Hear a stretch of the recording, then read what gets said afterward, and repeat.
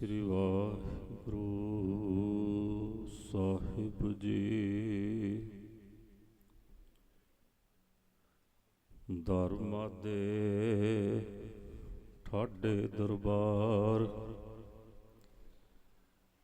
ਤੁਝ ਬਿਨ ਸੁਰਤ ਕਰੈ ਕੋ ਮੇਰੀ।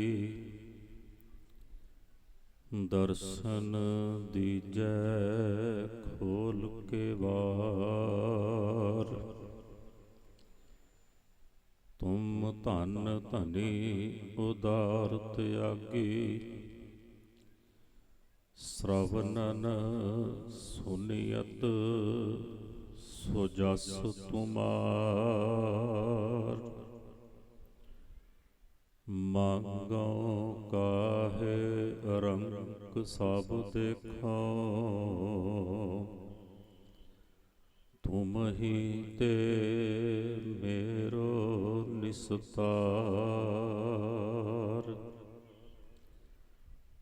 ਜੈ ਦਿਓ ਨਾਮਾ ਬਿਪ ਸੁਦਾਮਾ, ਤਿਨ ਕੋ ਕਿਰਪਾ ਭਈ ਹੈ ਅਪਾਰ। ਕਹਿ ਕਬੀਰ ਤੁਮ ਸਮਰੱਥ ਦਾਤੇ, ਚਾਰ ਪਦਾਰਥ ਦੇਤ ਨਾ ਬਾਰ। ਤੂੰ ਸੁਲਤਾਨ ਕਹਾਂ ਹੋ ਮੀਆਂ, ਤੇਰੀ ਕਮਨ ਵਡਾਈ। ਜੋ ਤੂੰ ਦੇਹ ਸੋ ਕਹਾ ਸੁਆਮੀ, ਮੈਂ ਮੂਰਖ ਕਹਿਣ ਨਾ ਜਾਈ। ਸੱਜਣ ਸੱਚਾ ਪਾਤਸ਼ਾਹ, ਸਿਰ ਸਾਹਾਂ ਦੈ ਸਾਹ। ਜਿਸ ਪਾਸ ਬੈਠਿਆ ਸੋਹੀਐ, ਸਭਨਾਂ ਦਾ ਵੇਸਾਹ। ਜਿਸ ਪਾਸ ਬੈਠਿਆ ਸੋਹੀਐ, ਸਭਨਾਂ ਦਾ ਵੇਸਾਹ।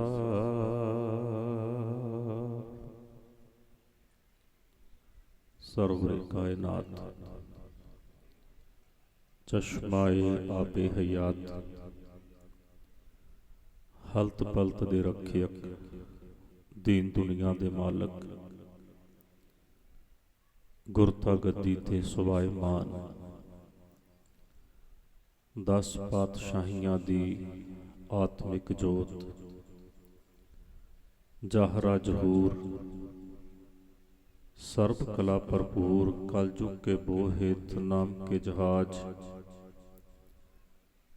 ਸ਼ਬਦ ਗੁਰੂ ਸਾਹਿਬ ਸ੍ਰੀ ਗੁਰੂ ਗ੍ਰੰਥ ਸਾਹਿਬ ਜੀ ਮਹਾਰਾਜ ਸੱਚੇ ਪਾਤਸ਼ਾਹ ਜੀ ਦੀ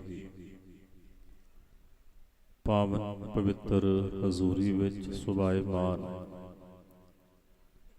ਬਹੁਤ ਹੀ ਸਨਮਾਨਯੋਗ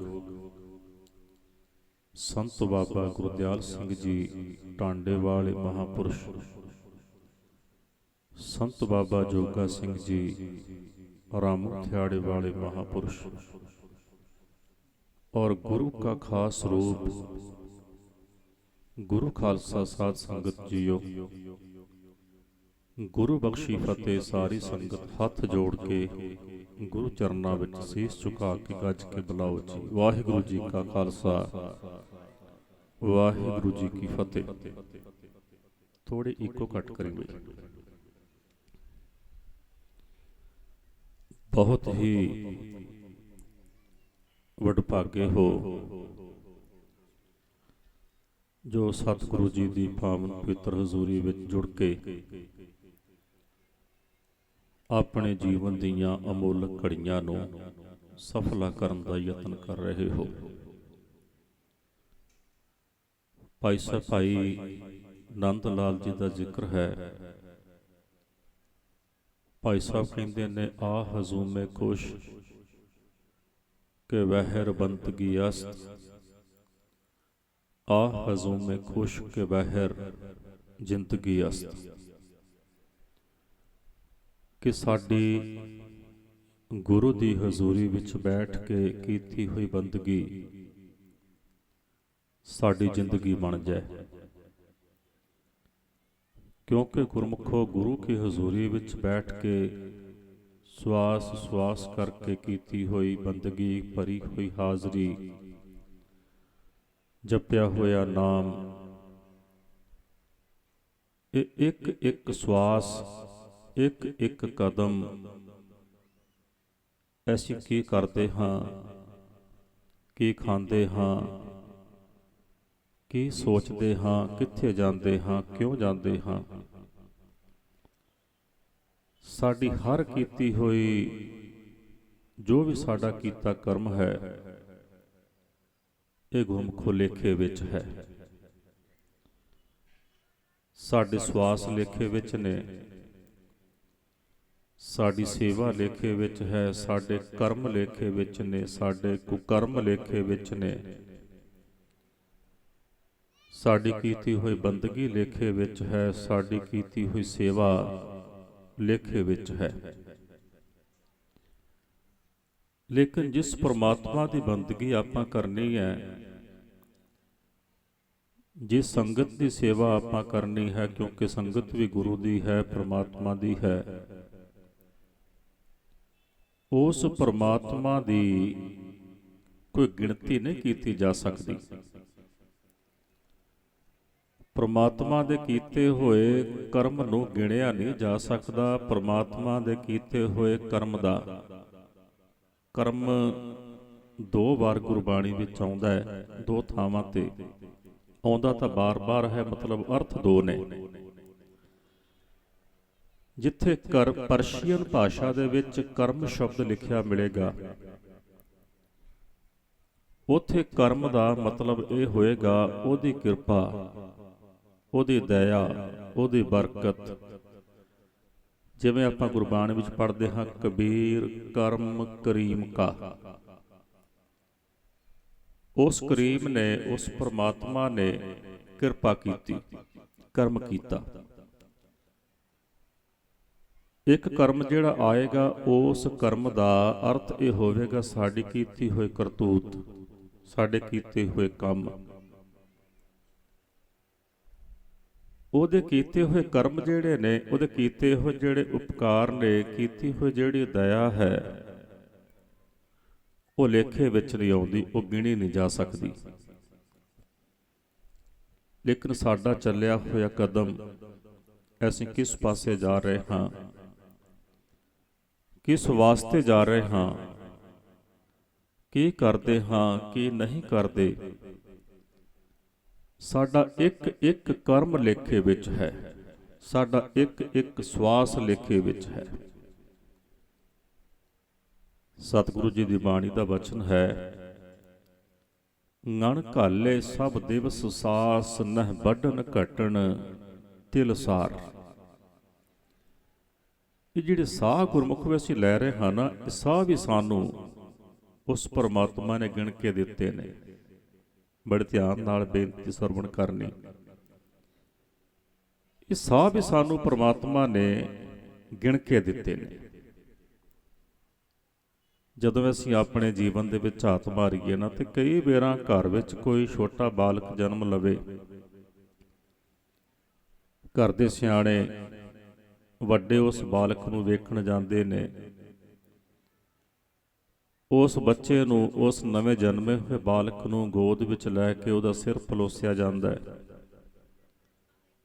ਜਿੱਥੇ ਪਰਿਵਾਰ ਨੂੰ ਉਹਦੇ ਆਉਣ ਦੀਆਂ ਵਧਾਈਆਂ ਦਿੱਤੀਆਂ ਜਾਂਦੀਆਂ ਨੇ, ਉੱਥੇ ਇੱਕ ਗੱਲ ਹੋਰ ਕਹੀ ਜਾਂਦੀ ਹੈ ਕਿ ਇਹ ਲੰਬੀ ਉਮਰ ਵਾਲਾ ਹੋਵੇ, ਪਰਮਾਤਮਾ ਇਹਦੀ ਉਮਰ ਲੰਬੀ ਕਰੇ। ਜੇ ਕੋਈ ਬੀਬੀਆਂ ਕਿਸੇ ਬੀਬੀ ਨੂੰ, ਕਿਸੇ ਬੱਚੇ ਨੂੰ ਅਸੀਸ ਦਿੰਦੀਆਂ ਨੇ, ਉਹ ਵੀ ਇਹੋ ਅਸੀਸ ਦਿੰਦੀਆਂ ਨੇ, ਤੇਰੀ ਉਮਰ ਲੰਬੀ ਹੋਵੇ। ਕਿਤੇ ਨਾ ਕਿਤੇ ਸਾਡੇ ਮਨ ਵਿੱਚ ਇਹ ਗੱਲ ਬੈਠੀ ਹੋਈ ਹੈ ਕਿ ਜਿਹੜਾ ਵੀ ਜੀਵ ਸੰਸਾਰ ਤੇ ਆਉਂਦਾ ਹੈ, ਇੱਕ ਦਿਨ ਸੰਸਾਰ ਤੋਂ ਉਹਨੂੰ ਜਾਣਾ ਪੈਂਦਾ ਹੈ। ਕਿਉਂਕਿ ਇੱਕ ਤੋਂ ਗਿਣਤੀ ਸ਼ੁਰੂ ਹੁੰਦੀ ਹੈ ਤਾਂ 100 ਤੇ ਪਹੁੰਚਦੀ ਹੈ। ਜੇ ਇੱਕ ਤੋਂ ਗਿਣਤੀ ਸ਼ੁਰੂ ਹੀ ਨਾ ਹੋਵੇ ਤੇ 100 ਤੱਕ ਨਹੀਂ ਪਹੁੰਚਿਆ ਜਾਂਦਾ। ਪਹਿਲਾ ਸਾਹ ਆਉਂਦਾ ਹੈ ਤੇ ਬੰਦਾ ਆਖਰੀ ਸਾਹ ਦੇ ਨੇੜੇ ਹੋ ਜਾਂਦਾ ਹੈ। ਇਸੇ ਲਈ ਸਤਿਗੁਰਾਂ ਨੇ ਕਿਰਪਾ ਕੀਤੀ ਹੈ, ਗਣ ਘਾਲੇ ਸਭ ਦਿਵਸ ਸਾਸ ਨਹਿ ਵੱਢਣ ਘਟਣ ਤਿਲਸਾਰ। ਜਿਹੜੇ ਇਹ ਸਾਹ ਸਾਨੂੰ ਪਰਮਾਤਮਾ ਨੇ ਗਿਣ ਕੇ ਦਿੱਤੇ ਨੇ ਗੁਰਮੁਖੋ, ਇਹ ਵੀ ਲੇਖੇ ਵਿੱਚ ਨੇ। ਗੁਰੂ ਕੀ ਬਾਣੀ ਆਪਾਂ ਪੜ੍ਹਦੇ ਹਾਂ, ਸਤਿਗੁਰੂ ਕਹਿੰਦੇ ਨੇ ਜਪਜੀ ਸਾਹਿਬ ਜੀ ਦੀ ਬਾਣੀ ਵਿੱਚ, ਅੰਤ ਨਾ ਸਿਫਤੀ ਕਹਿਣ ਨਾ ਅੰਤ,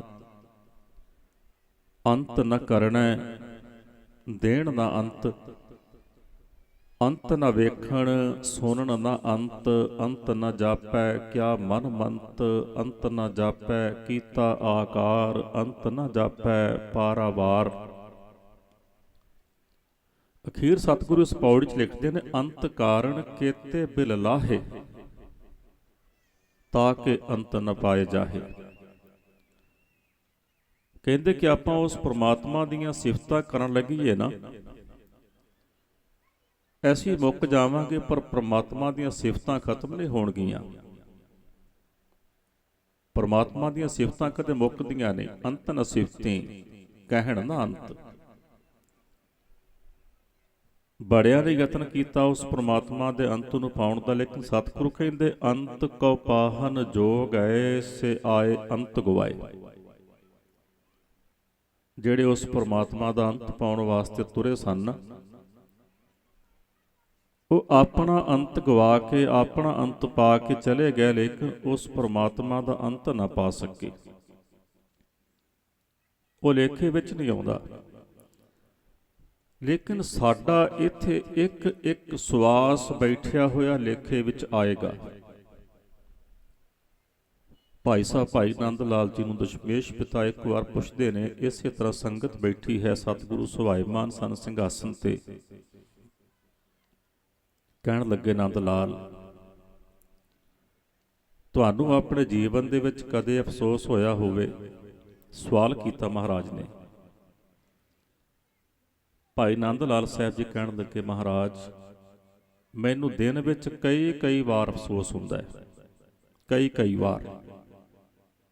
ਮੈਂ ਬੇਨਤੀ ਕਰਨ ਲੱਗਾ, ਹੁਣੇ ਆਪ ਜੀ ਨੇ ਸੁਣਿਆ ਨਾ ਬਾਬਾ ਜੋਗਾ ਸਿੰਘ ਜੀ ਹੋਰਾਂ ਪਾਸੋਂ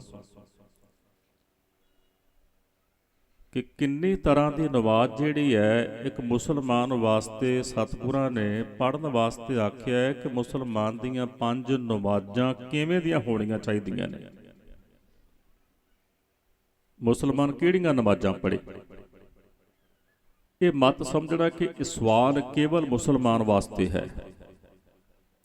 ਇਹ ਸਵਾਲ ਕੱਲਾ ਮੁਸਲਮਾਨ ਵਾਸਤੇ ਨਹੀਂ, ਇਹ ਸਵਾਲ ਹਰ ਇੱਕ ਵਾਸਤੇ ਹੈ, ਕਿਉਂਕਿ ਪ੍ਰਥਾਏ ਸਾਖੀ ਮਹਾਂਪੁਰਖ ਬੋਲਦੇ ਸਾਂਝੀ ਸਗਲ ਜਹਾਨ ਹੈ। ਜਿਹੜਾ ਇਹ ਉਪਦੇਸ਼ ਹੈ ਨਾ, ਇਹ ਉਪਦੇਸ਼ ਭਾਵੇਂ ਸਤਿਗੁਰਾਂ ਨੇ ਕਿਸੇ ਇੱਕ ਨੂੰ ਕੀਤਾ ਹੋਵੇ, ਪਰ ਹੈ ਸਾਰਿਆਂ ਤੇ ਲਾਗੂ ਹੈ,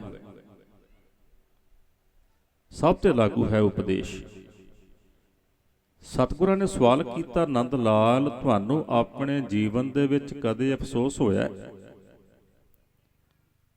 ਕਹਿਣ ਲੱਗੇ, ਮਹਾਰਾਜ, ਇੱਕ ਦਿਨ ਵਿੱਚ ਕਈ ਵਾਰ ਅਫਸੋਸ ਹੁੰਦਾ ਹੈ। ਮਹਾਰਾਜ ਪੁੱਛਦੇ, ਨੰਦ ਲਾਲ, ਕਿਉਂ ਅਫਸੋਸ ਹੁੰਦਾ ਹੈ?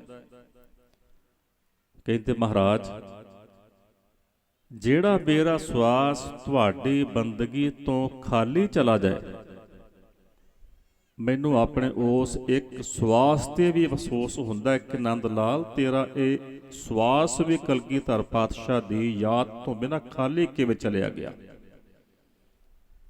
ਹੁਣ ਦੇਖਣ ਵਾਲੀ ਗੱਲ ਇਹ ਹੈ ਕਿ ਸਾਡਾ ਕਿੰਨਾ ਜੀਵਨ ਬਤੀਤ ਹੋ ਚੁੱਕਾ ਹੈ ਤੇ ਸਾਡੇ ਕਿੰਨੇ ਕੁ ਸਵਾਸ ਬੇਕੀਮਤੇ ਹੁਣ ਤੱਕ ਅਜਾਈ ਜਾ ਚੁੱਕੇ ਨੇ। ਜਿਸ ਸਵਾਸ ਕਰਕੇ ਅਸੀਂ ਪ੍ਰਮਾਤਮਾ ਦੀ ਬੰਦਗੀ ਕਰਨੀ ਸੀ, ਜਿਸ ਸਵਾਸ ਕਰਕੇ ਪ੍ਰਮਾਤਮਾ ਦੇ ਨਾਮ ਦਾ ਸਿਮਰਨ ਕਰਨਾ ਸੀ, ਉਹ ਸਾਡੇ ਸਵਾਸ ਅਜਾਈਂ ਚਲੇ ਗਏ। ਬੇਸ਼ੱਕ ਅਸੀਂ ਸੰਗਤ ਵਿੱਚ ਆਉਂਦੇ ਹਾਂ, ਮਾਫ ਕਰਿਓ। ਹੁਣੇ ਆਪ ਜੀ ਸਰਵਣ ਕਰ ਰਹੇ ਸੀ ਕਿ ਪਖੰਡ ਬਹੁਤ ਭਾਰੂ ਹੈ। ਸਾਡੇ ਵਰਗੇ ਬੜੇ ਪ੍ਰਚਾਰਕ ਆਉਂਦੇ ਨੇ, ਬੜੇ ਕੀਰਤਨੀਏ ਆਉਂਦੇ ਨੇ। ਹੁਣ ਵੀ ਅਸੀਂ ਬੈਠੇ ਬੈਠੇ ਬਾਬਾ ਜੀ ਦੇ ਨਾਲ ਇਹੀ ਵਿਚਾਰਾਂ ਕਰਦੇ ਸੀ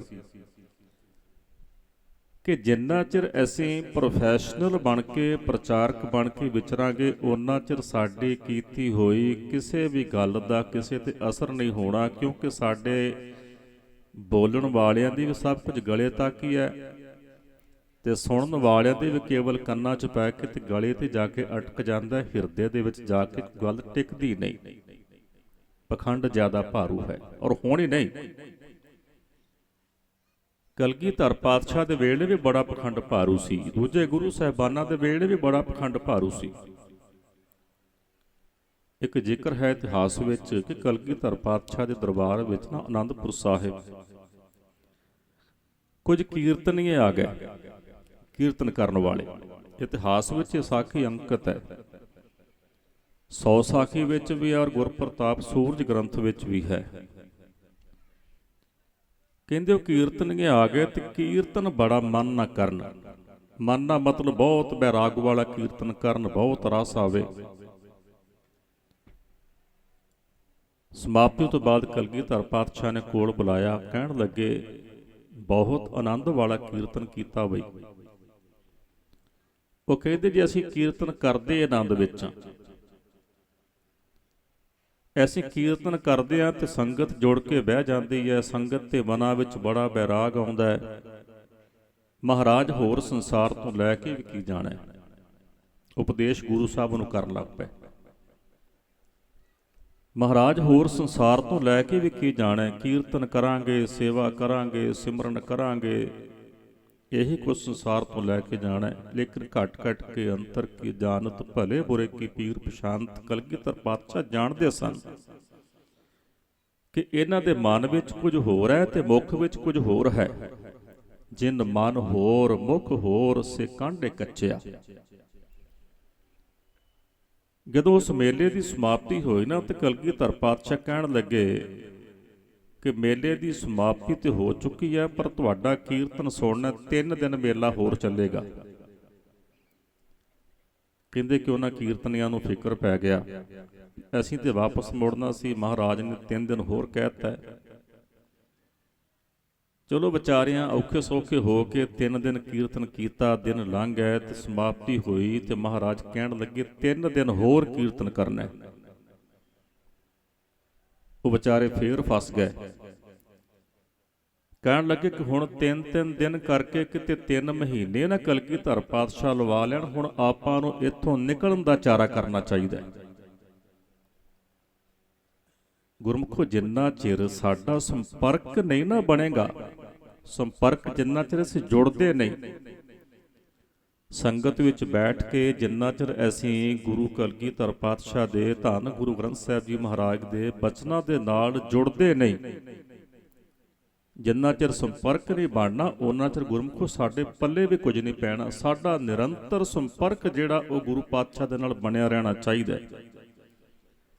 ਸਾਨੂੰ ਨਿਰੰਤਰ ਸੰਗਤ ਦੇ ਵਿੱਚ ਜਾਣਾ ਚਾਹੀਦਾ, ਸਾਨੂੰ ਨਿਰੰਤਰ ਸੇਵਾਵਾਂ ਕਰਨੀਆਂ ਚਾਹੀਦੀਆਂ ਨੇ, ਨਿਰੰਤਰ ਸਾਨੂੰ ਜਾ ਕੇ ਗੁਰਬਾਣੀ ਪੜ੍ਹਨੀ ਚਾਹੀਦੀ ਹੈ, ਕੀਰਤਨ ਸੁਣਨਾ ਚਾਹੀਦਾ ਹੈ, ਕਥਾ ਕਹਾਣੀਆਂ ਸੁਣਨੀਆਂ ਚਾਹੀਦੀਆਂ ਨੇ, ਸੇਵਾਵਾਂ ਕਰਨੀਆਂ ਚਾਹੀਦੀਆਂ ਨੇ। ਕਿਉਂਕਿ ਜਿੰਨਾ ਚਿਰ ਸੰਪਰਕ ਨਾ ਬਣੇ, ਉਹਨਾਂ ਚਿਰ ਗੁਰਮੁਖੋ ਗੱਲ ਨਹੀਂ ਬਣਦੀ।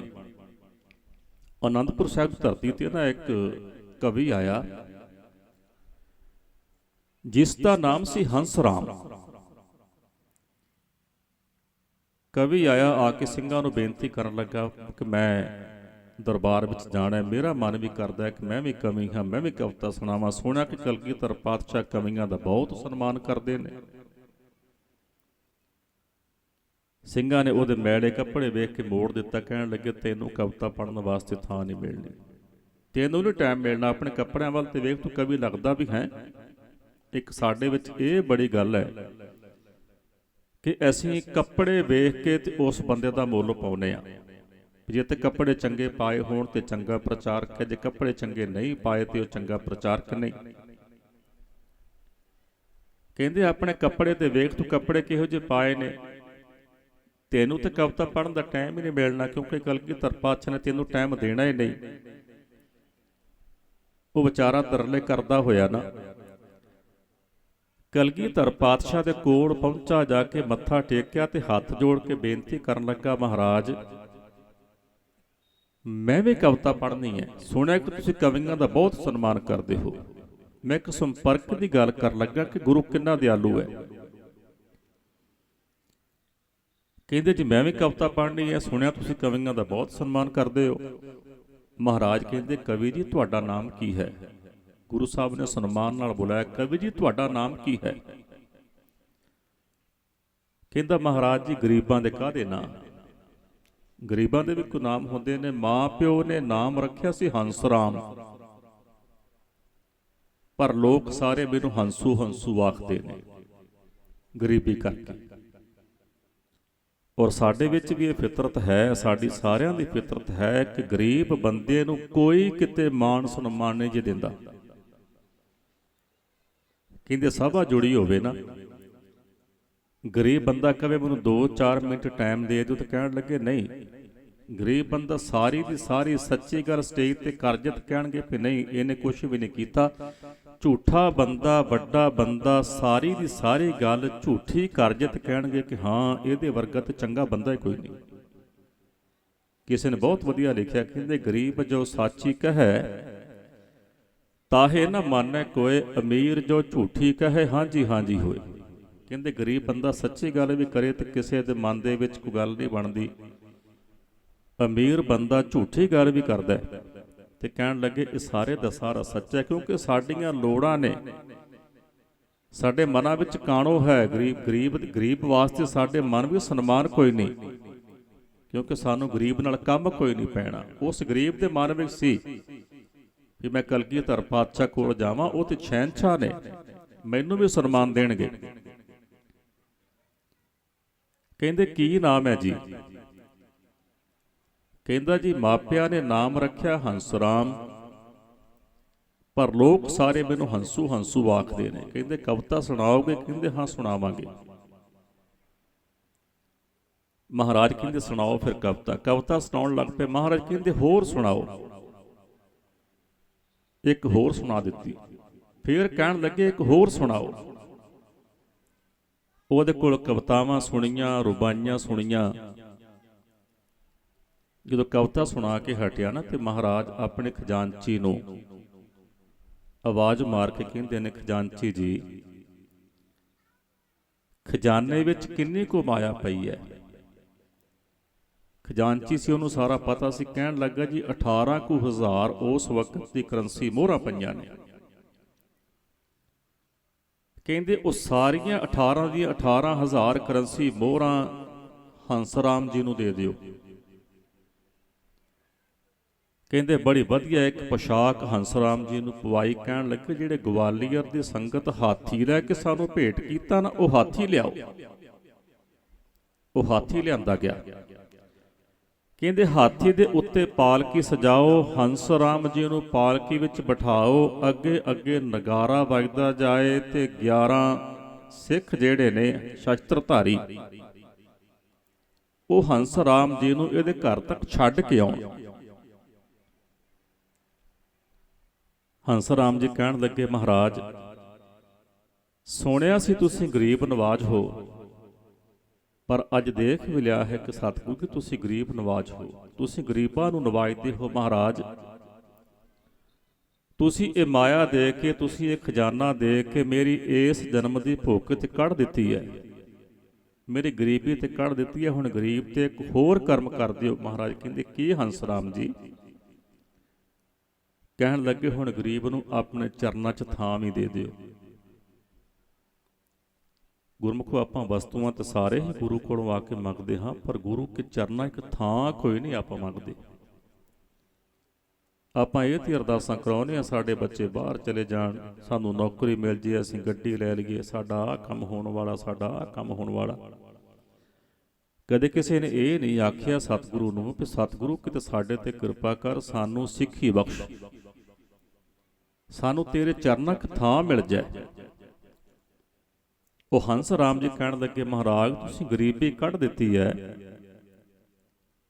ਹੁਣ ਤੁਸੀਂ ਮੇਰੇ ਤੇ ਕਿਰਪਾ ਕਰੋ, ਮੈਨੂੰ ਤੁਹਾਡੇ ਚਰਨਾਂ 'ਚ ਥਾਂ ਮਿਲ ਜਾਏ।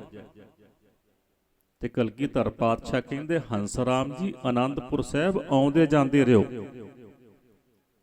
ਆਉਂਦੇ ਜਾਂਦੇ ਰਹੋਗੇ ਤੇ ਸਾਡੇ ਚਰਨਾਂ 'ਚ ਥਾਂ ਤੁਹਾਨੂੰ ਮਿਲੀ ਰਹੇਗੀ। ਜਦੋਂ ਉਹ ਕਵੀ ਹੰਸ ਰਾਮ ਜੀ ਹਾਥੀ ਤੇ ਸਵਾਰ ਹੋ ਕੇ, ਖਜ਼ਾਨਾ ਲੈ ਕੇ, ਸੋਹਣੀ ਪੋਸ਼ਾਕ ਪਾ ਕੇ ਆਪਣੇ ਰਾਜ ਵਿੱਚ ਗਏ ਨਾ, ਜਿੱਥੇ ਉਹ ਰਹਿੰਦੇ ਸਨ ਕਟੌਚ, ਰਾਜੇ ਨੂੰ ਪਤਾ ਲੱਗਾ ਕਿਰਪਾਲ ਚੰਦ ਕਟੌਚੀਏ ਨੂੰ ਵੀ ਕੋਈ ਹਾਥੀ ਤੇ ਸਵਾਰ ਹੋ ਕੇ ਨਗਾਰੇ ਵੱਜ ਰਹੇ ਨੇ, ਸਿਪਾਹੀ ਨਾਲ ਨੇ, ਕੋਈ ਮੇਰੇ ਰਾਜ ਵਿੱਚ ਆਇਆ। ਤੇ ਉਹ ਅੱਗੋਂ ਆ ਕੇ ਹਾਥੀ ਨੂੰ ਘੇਰ ਕੇ ਖਲੋ ਕੇ ਕਹਿੰਦਾ, ਜੀ ਕਿਹੜੇ ਰਾਜ ਦੇ ਰਾਜੇ ਹੋ, ਕਿੱਥੋਂ ਆਏ ਹੋ? ਉਹ ਕਹਿੰਦਾ, ਕਿਰਪਾਲ ਚੰਦ ਜੀ ਰਾਜਾ ਜੀ, ਮੈਂ ਕਿਸੇ ਰਾਗ ਦਾ ਰਾਜਾ ਨਹੀਂ, ਮੈਂ ਤੁਹਾਡੇ ਰਾਗ ਦੇ ਵਿੱਚ ਰਹਿਣ ਵਾਲਾ ਤੁਹਾਡੇ ਰਾਗ ਦਾ ਬਸ਼ਿੰਦਾ ਹਾਂ। ਉਹ ਕਹਿੰਦਾ, ਮੇਰੇ ਰਾਗ ਦਾ ਬਸ਼ਿੰਦਾ ਤੇ ਹਾਥੀਆਂ ਤੇ ਸਵਾਰੀ, ਇਹਨਾਂ ਠਾਠ ਬਾਠ, ਅੱਗੇ ਅੱਗੇ ਨਗਾਰਾ ਵੱਜਦਾ, ਪਿੱਛੇ ਨਾਲ ਨਾਲ ਤੁਹਾਡੇ ਫੌਜ ਚੱਲ ਰਹੀ ਹੈ, ਹਾਥੀ ਤੇ ਸਵਾਰ ਹੋ, ਪਾਲਕੀ ਵਿੱਚ ਬੈਠੇ ਹੋ। ਉਹ ਹੰਸ ਰਾਮ ਜੀ ਕਹਿਣ ਲੱਗੇ, ਰਾਜਨ ਕਲਗੀਧਰ ਪਾਤਸ਼ਾਹ ਦੇ ਮੰਗਤੇ ਆ, ਇਹ ਸਾਰੀਆਂ ਵਸਤੂਆਂ ਇਸ ਮੰਗਤੇ ਨੂੰ ਕਲਗੀਧਰ ਪਾਤਸ਼ਾਹ ਨੇ ਦਿੱਤੀਆਂ ਨੇ। ਉਹ ਕਿਰਪਾਲ ਚੰਦ ਕਟੌਚੀਆ ਮਨ ਵਿੱਚ ਹੈਰਾਨ ਹੋ ਕੇ ਕਹਿਣ ਲੱਗਾ, ਜਿਸ ਗੁਰੂ ਦੇ ਮੰਗਤੇ ਹਾਥੀਆਂ ਤੇ ਸਵਾਰ ਹੋ ਕੇ ਆਉਂਦੇ ਨੇ, ਉਹ ਗੁਰੂ ਕਿੱਡਾ ਕੁ ਸ਼ਹਿਨਸ਼ਾਹ ਹੋਏਗਾ। ਇਹ ਗੱਲ ਮੈਂ ਤਾਂ ਕਰ ਰਿਹਾ ਸੀ ਕਿ ਜੇਕਰ ਆਪਾਂ ਸੰਗਤ ਵਿੱਚ ਬਹਿ ਕੇ ਤੇ ਬਾਰ-ਬਾਰ ਘੜੀ ਵੇਖੀਏ ਨਾ ਵੀ ਹੁਣ ਉੱਠੀਏ, ਜਾਂ ਕਈਆਂ ਦੀ ਆਦਤ ਹੁੰਦੀ ਹੈ ਕਿ ਉਹ ਆ ਕੇ ਬੈਠਣਗੇ ਪਿੱਛੇ, ਕਿ ਪਿੱਛੋਂ ਬਹਿ ਕੇ, ਪਿੱਛੋਂ ਬੈਠਿਆਂ ਨੂੰ ਉੱਠ ਕੇ ਜਾਣਾ ਸੌਖਾ ਹੈ। ਉਹ ਜਿਹੜੇ ਰਾਗੀ ਕੀਰਤਨ ਕਰਨ ਆਏ ਸਨ, ਜਦੋਂ ਸਤਿਗੁਰਾਂ ਨੇ ਫੇਰ ਰੋਕ ਲਿਆ ਤੇ ਉਹ ਮਨ ਵਿੱਚ ਕਹਿਣ ਲੱਗੇ ਕਿ ਹੁਣ ਲੱਗਦਾ ਕਿ 3 ਦਿਨ ਕਰਕੇ ਤੇ 3 ਮਹੀਨੇ ਨਾ ਕਿਤੇ ਰੱਖ ਲੈਣ, ਜਾਣ ਦਾ ਬਹਾਨਾ ਭਾਲਣਾ ਚਾਹੀਦਾ। ਇੱਕ ਦਿਨ ਉਹਨਾਂ ਨੇ ਇੱਕ ਪ੍ਰਪੰਚ ਕੀਤਾ ਕਿ ਇੱਕ ਫੱਟਾ ਲੱਕੜ ਦਾ ਮੰਗਾ ਕੇ ਉਹਦੇ ਉੱਤੇ ਆਪਣੇ ਇੱਕ ਸਾਥੀ ਨੂੰ ਲੁਟਾ ਕੇ ਤੇ ਚਿੱਟੀ ਚਾਦਰ ਉੱਪਰ ਪਾਤੀ ਤੇ ਰੋਂਦੇ ਹੋਏ ਉਹਨੂੰ ਚੁੱਕ ਕੇ ਮੋਢਿਆਂ ਤੇ ਆਨੰਦਪੁਰ ਸਾਹਿਬ ਚੋਂ ਬਾਹਰ ਨਿਕਲਣ ਲੱਗੇ। ਭੁਲੇਖਾ ਪਾ ਕੇ ਥੋੜਾ ਦੂਰ ਜਾ ਕੇ ਫੱਟਾ ਚਲਾ ਕੇ ਬਾਹਰਾਂਗੇ ਤੇ ਆਪੋ ਆਪਣੇ ਘਰਾਂ ਨੂੰ ਚਲੇ ਜਾਵਾਂਗੇ। ਹਾਲੇ ਬਾਹਰ ਨਿਕਲੇ ਸਨ ਤੇ ਅੱਗੋਂ ਕਲਗੀਧਰ ਪਾਤਸ਼ਾਹ ਮਿਲ ਪਏ। ਕਹਿਣ ਲੱਗੇ, ਹਾਂ ਵੀ ਕਿੱਥੇ ਚੱਲੇ ਹੋ ਤੇ ਇਹ ਕੌਣ ਹੈ ਜਿਹਨੂੰ ਚੁੱਕਿਆ? ਉਹ ਕਹਿੰਦੇ ਕਿ ਜਿਹੜਾ ਸਾਡਾ ਵਿਚਲਾ ਕੀਰਤਨ ਕਰਨ ਵਾਲਾ ਸੀ ਨਾ, ਉਹਦੀ ਮੌਤ ਹੋ ਗਈ, ਉਹਦਾ ਸੰਸਕਾਰ ਕਰਨ ਚੱਲੇ ਆ। ਹੁਣ ਮਹਾਰਾਜ ਸਭ ਕੁਝ ਜਾਣਦੇ ਸਨ। ਕਹਿਣ ਲੱਗੇ, ਇੰਨਾ ਵਧੀਆ ਕੀਰਤਨੀਆ, ਕਿੰਨਾ ਆਨੰਦ ਬੰਨਦਾ ਸੀ ਕੀਰਤਨ ਕਰਦਾ, ਤੁਸੀਂ ਇਹਦਾ ਸੰਸਕਾਰ ਕਰਨ ਲੈ ਕੇ ਚੱਲਿਓ, ਸਾਨੂੰ ਦੱਸਿਆ ਵੀ ਨਹੀਂ ਕਿ ਮਰ ਚੁੱਕਾ ਹੈ। ਇਹਨੂੰ ਥੱਲੇ ਰੱਖੋ, ਸਾਨੂੰ ਇਹਦਾ ਮੂੰਹ ਤਾਂ ਵੇਖ ਲੈਣ ਦਿਓ। ਹੇਠਾਂ ਰੱਖਿਆ ਗਿਆ ਜੀ ਨਾਲ ਦੇ ਸਿੰਘ ਸਨ। ਕਹਿਣ ਲੱਗੇ, ਮਹਾਰਾਜ ਦਰਸ਼ਨ ਤਾਂ ਇਹਦੇ ਅਸੀਂ ਵੀ ਕਰਨੇ ਨੇ। ਮੂੰਹ ਤੋਂ ਕੱਪੜਾ ਲਾਇਆ ਗਿਆ, ਸਤਿਗੁਰਾਂ ਮੂੰਹ ਵੇਖਿਆ, ਨਾਲ ਦੇ ਸਿੰਘਾਂ ਨੇ ਮੂੰਹ ਵੇਖਿਆ। ਸਤਿਗੁਰੂ ਕਹਿਣ ਲੱਗੇ, ਇਸ ਤਰ੍ਹਾਂ ਕਰੋ, ਤੁਸੀਂ ਆਏ ਸੀ ਸਾਡੇ ਕੋਲ, ਹੁਣ ਤੁਸੀਂ ਇਹਨੂੰ ਨਾਲ ਲੈ ਕੇ ਇਹਦੇ ਪਿੰਡ ਨਾ ਜਾਓ, ਇਹਦਾ ਸੰਸਕਾਰ ਹੁਣ ਆਪਾਂ ਇੱਥੇ ਕਰ ਦਿੰਨੇ ਆ। ਵਿਚਾਰੇ ਫਸ ਗਏ, ਝੂਠ ਬੋਲਿਆ ਸੀ ਗੁਰੂ ਕੋਲ ਤੇ ਗੁਰੂ ਕੋਲ ਫਸ ਗਏ। ਸਤਿਗੁਰੂ ਕਹਿਣ ਲੱਗੇ, ਇਹਦਾ ਸੰਸਕਾਰ ਹੁਣ ਅਸੀਂ ਆਪਣੇ ਹੱਥੀਂ ਕਰਾਂਗੇ। ਪਤਾ ਤੇ ਮਹਾਰਾਜ ਨੂੰ ਸੀ ਕਿ ਪਖੰਡ ਕਰਦਾ, ਪ੍ਰਪੰਚ ਕਰਦਾ। ਚਿਖਾ ਚਿਣ ਦਿੱਤੀ ਤੇ ਚਿਖਾ ਚਿਣ ਕੇ ਤੇ ਉਹਨੂੰ ਜਿਹੜਾ ਮਰੇ ਹੋਣ ਦਾ ਨਾਟਕ ਕਰਦਾ ਸੀ ਉਹਨੂੰ ਵਿੱਚ ਪਾ ਦਿੱਤਾ ਤੇ ਸਤਿਗੁਰਾਂ ਨੇ ਆਪਣੇ ਹੱਥ ਵਿੱਚ ਲੈ ਕੇ ਅੱਗ ਤੇ ਉਹਦੇ ਜਿਹੜੀ ਚਿਖਾ ਸੀ ਉਹਨੂੰ ਅੱਗ ਲਾ ਦਿੱਤੀ। ਜਦੋਂ ਸੇਕ ਲੱਗਾ ਤੇ ਵਿਚਾਰਾ ਤੋੜ ਕੇ ਚਿਖਾ ਵਿੱਚੋਂ ਨਿਕਲ ਕੇ ਭੱਜ ਗਿਆ। ਮਹਾਰਾਜ ਉਹਨਾਂ ਨੂੰ ਕਹਿਣ ਲੱਗੇ, ਦੇਖੋ ਸਾਨੂੰ ਪਤਾ ਸੀ ਕਿ ਤੁਸੀਂ ਸੰਗਤ ਵਿੱਚ ਆ ਕੇ ਪ੍ਰਪੰਚ ਕਰਦੇ ਹੋ, ਤੁਸੀਂ ਸੰਗਤ ਵਿੱਚ ਆ ਕੇ ਪਖੰਡ ਕਰਦੇ ਹੋ, ਔਰ ਜਿਹੜਾ ਤੁਸੀਂ ਵਿਰਾਗ ਕਰਦੇ ਹੋ ਨਾ, ਇਹ ਝੂਠਾ ਵਿਰਾਗ ਸੀ। ਅਸਲ ਵਿੱਚ ਤੁਹਾਡੇ ਅੰਦਰ ਬਾਣੀ ਨਹੀਂ ਟਿਕੀ। ਤੁਸੀਂ ਮੁੱਖ ਤੋਂ ਬਾਣੀ ਗਾਉਂਦੇ ਹੋ, ਲੇਕਿਨ ਬਾਣੀ ਤੁਹਾਡੇ ਗਲੇ ਤੋਂ ਹੇਠਾਂ ਨਹੀਂ ਉਤਰੀ। ਤੁਸੀਂ ਬਾਣੀ ਨੂੰ ਅੰਦਰੋਂ ਨਹੀਂ ਗਾਉਂਦੇ। ਸਾਨੂੰ ਪਤਾ ਸੀ। ਹੁਣ ਤੁਸੀਂ ਜਾਓ, ਆਪਣੇ ਘਰਾਂ ਨੂੰ ਚਲੇ ਜਾਓ, ਤੇ ਕਦੇ ਵੀ ਗੁਰੂ ਕੋਲ ਆ ਕੇ ਤੇ ਝੂਠ ਨਹੀਂ ਬੋਲੀਦਾ। ਕਦੇ ਵੀ ਗੁਰੂ ਕੋਲ ਆ ਕੇ ਤੇ ਐਸੇ ਪ੍ਰਪੰਚ ਨਹੀਂ ਕਰੀਦੇ ਹੁੰਦੇ। ਸੋ ਮੇਰੇ ਕਹਿਣ ਦਾ ਭਾਵ ਸੀ ਕਿ ਸਾਡੇ ਕਹਿਣ ਦਾ, ਸਾਡੇ ਗੱਲਾਂ ਕਰਨ ਦਾ, ਸਾਡੇ ਪ੍ਰਚਾਰ ਕਰਨ ਦਾ, ਸਾਡੇ ਕੀਰਤਨ ਕਰਨ ਦਾ ਸੰਗਤ ਤੇ ਅਸਰ ਗੁਰਮੁਖੋ ਤਾਂ ਹੋਣਾ ਜੇਕਰ ਸਾਡੇ ਅੰਦਰ ਵੀ ਉਹ ਕੀਰਤਨ ਦੀ ਤੇ ਕਥਾ ਪ੍ਰਚਾਰ ਕਰਨ ਦੀ ਭਾਵਨਾ ਹੋਵੇ। ਅੱਜ ਬਹੁਤ ਵੱਡੀ ਇੱਕ ਲੋੜ ਹੈ ਸਮੁੱਚੇ ਸਿੱਖ ਸਮਾਜ ਦੇ ਵਿੱਚ ਪ੍ਰਚਾਰ ਦੀ, ਕਿਉਂਕਿ ਦੇਹਧਾਰੀਆਂ ਦਾ, ਦੰਬੀਆਂ ਪਖੰਡੀਆਂ ਦਾ ਬਹੁਤ ਜ਼ੋਰ ਹੈ। ਆ ਤੁਹਾਡੇ ਨਗਰ ਦੇ ਵਿੱਚ ਵੜਦਿਆਂ ਹੀ ਬਿਲਕੁਲ ਮੱਥੇ ਲੱਗਦਿਆਂ ਹੀ ਖੱਬੇ ਪਾਸੇ ਕਬਰ ਬਣੀ ਹੈ। ਜਠੇਰਿਆਂ ਦੀ ਪੂਜਾ, ਮੜੀਆਂ ਦੀ ਪੂਜਾ, ਕਬਰਾਂ ਦੀ ਪੂਜਾ। ਗੁਰਮੁਖੋ ਅੱਜ ਇੱਕ ਬਹੁਤ ਵੱਡੀ ਪ੍ਰਚਾਰ ਦੀ ਸਾਨੂੰ ਲੋੜ ਹੈ। ਅਸੀਂ ਇਹੋ ਹੀ ਵਿਚਾਰਾਂ ਬਾਬਾ ਜੀ ਨਾਲ ਬੈਠੇ ਹੋਏ ਕਰਦੇ ਸੀ ਕਿ ਅੱਜ ਸਾਡੇ ਬੱਚੇ ਬਾਹਰ ਤੁਰੇ ਜਾ ਰਹੇ ਨੇ। ਜੇ ਤੇ ਸਾਡੇ ਬੱਚੇ ਬਾਹਰ ਜਾ ਕੇ ਪੜ੍ਹਨ ਵਾਸਤੇ ਜਾਣ, ਸਾਡੇ ਬੱਚੇ ਬਾਹਰ ਜਾ ਕੇ ਡਾਕਟਰ ਬਣਨ, ਇੰਜੀਨੀਅਰ ਬਣਨ, ਵੱਡੇ ਵੱਡੇ ਬਿਜ਼ਨਸਮੈਨ ਬਣਨ, ਵੱਡੇ ਵੱਡੇ ਕਾਰੋਬਾਰੀ ਬਣਨ, ਤੇ ਸਾਡੇ ਵਾਸਤੇ ਬਹੁਤ ਮਾਣ ਵਾਲੀ ਗੱਲ ਹੈ ਕਿ ਸਾਡੇ ਬੱਚਿਆਂ ਨੇ ਇੱਕ ਮੁਰਾਤਬਾ ਹਾਸਲ ਕੀਤਾ ਹੈ। ਲੇਕਿਨ ਅਫਸੋਸ ਇਹ ਹੈ ਕਿ ਅੱਜ ਸਾਡੇ ਬੱਚੇ ਜਿੱਥੇ ਪੜ੍ਹਨ ਤੋਂ ਕੋਰੇ ਹੋ ਰਹੇ ਨੇ, 12ਵੀਂ ਪਾਸ ਕੀਤੀ, ਆਇਲੈਟਸ ਕੀਤੀ ਤੇ ਬਾਹਰ ਵਿਦੇਸ਼ਾਂ ਨੂੰ ਭੱਜ ਗਏ। ਸਾਡਾ ਪੈਸਾ ਵੀ ਬਾਹਰ ਚਲਿਆ ਗਿਆ, ਸਾਡੇ ਬੱਚੇ ਵੀ ਬਾਹਰ ਚਲੇ ਗਏ, ਤੇ ਕਰਦੇ ਉੱਥੇ ਜਾ ਕੇ ਕੀ ਨੇ? ਅੰਗਰੇਜ਼ਾਂ ਦੀਆਂ ਟਾਇਲਟਾਂ ਸਾਫ਼ ਕਰਨੀਆਂ। ਬੀਬੀਆਂ ਜਾ ਕੇ ਅੰਗਰੇਜ਼ਾਂ ਦੇ ਘਰਾਂ 'ਚ ਗੋਰਿਆਂ ਦੇ ਭਾਂਡੇ ਮਾਂਜਦੀਆਂ ਨੇ, ਜਾਂ ਹੋਰ ਜਾ ਕੇ ਪਾਰਕਾਂ ਸਾਂਭਦੀਆਂ ਨੇ, ਬੱਚੇ ਸਾਂਭਦੀਆਂ ਨੇ, ਬਜ਼ੁਰਗਾਂ ਨੂੰ ਸਾਂਭਦੀਆਂ ਨੇ। ਤੇ ਵੱਧ ਤੋਂ ਵੱਧ ਅਸੀਂ ਕਹਿ ਦਿੰਦੇ ਹਾਂ ਕਿ ਸਾਡੇ ਬੱਚੇ ਨੇ ਟਰਾਲਾ ਪਾ ਲਿਆ। ਇੱਥੇ ਮਾਪੇ ਕਰਜ਼ਾਈ ਤੇ ਉੱਥੇ ਬੱਚਾ ਕਰਜ਼ਾਈ।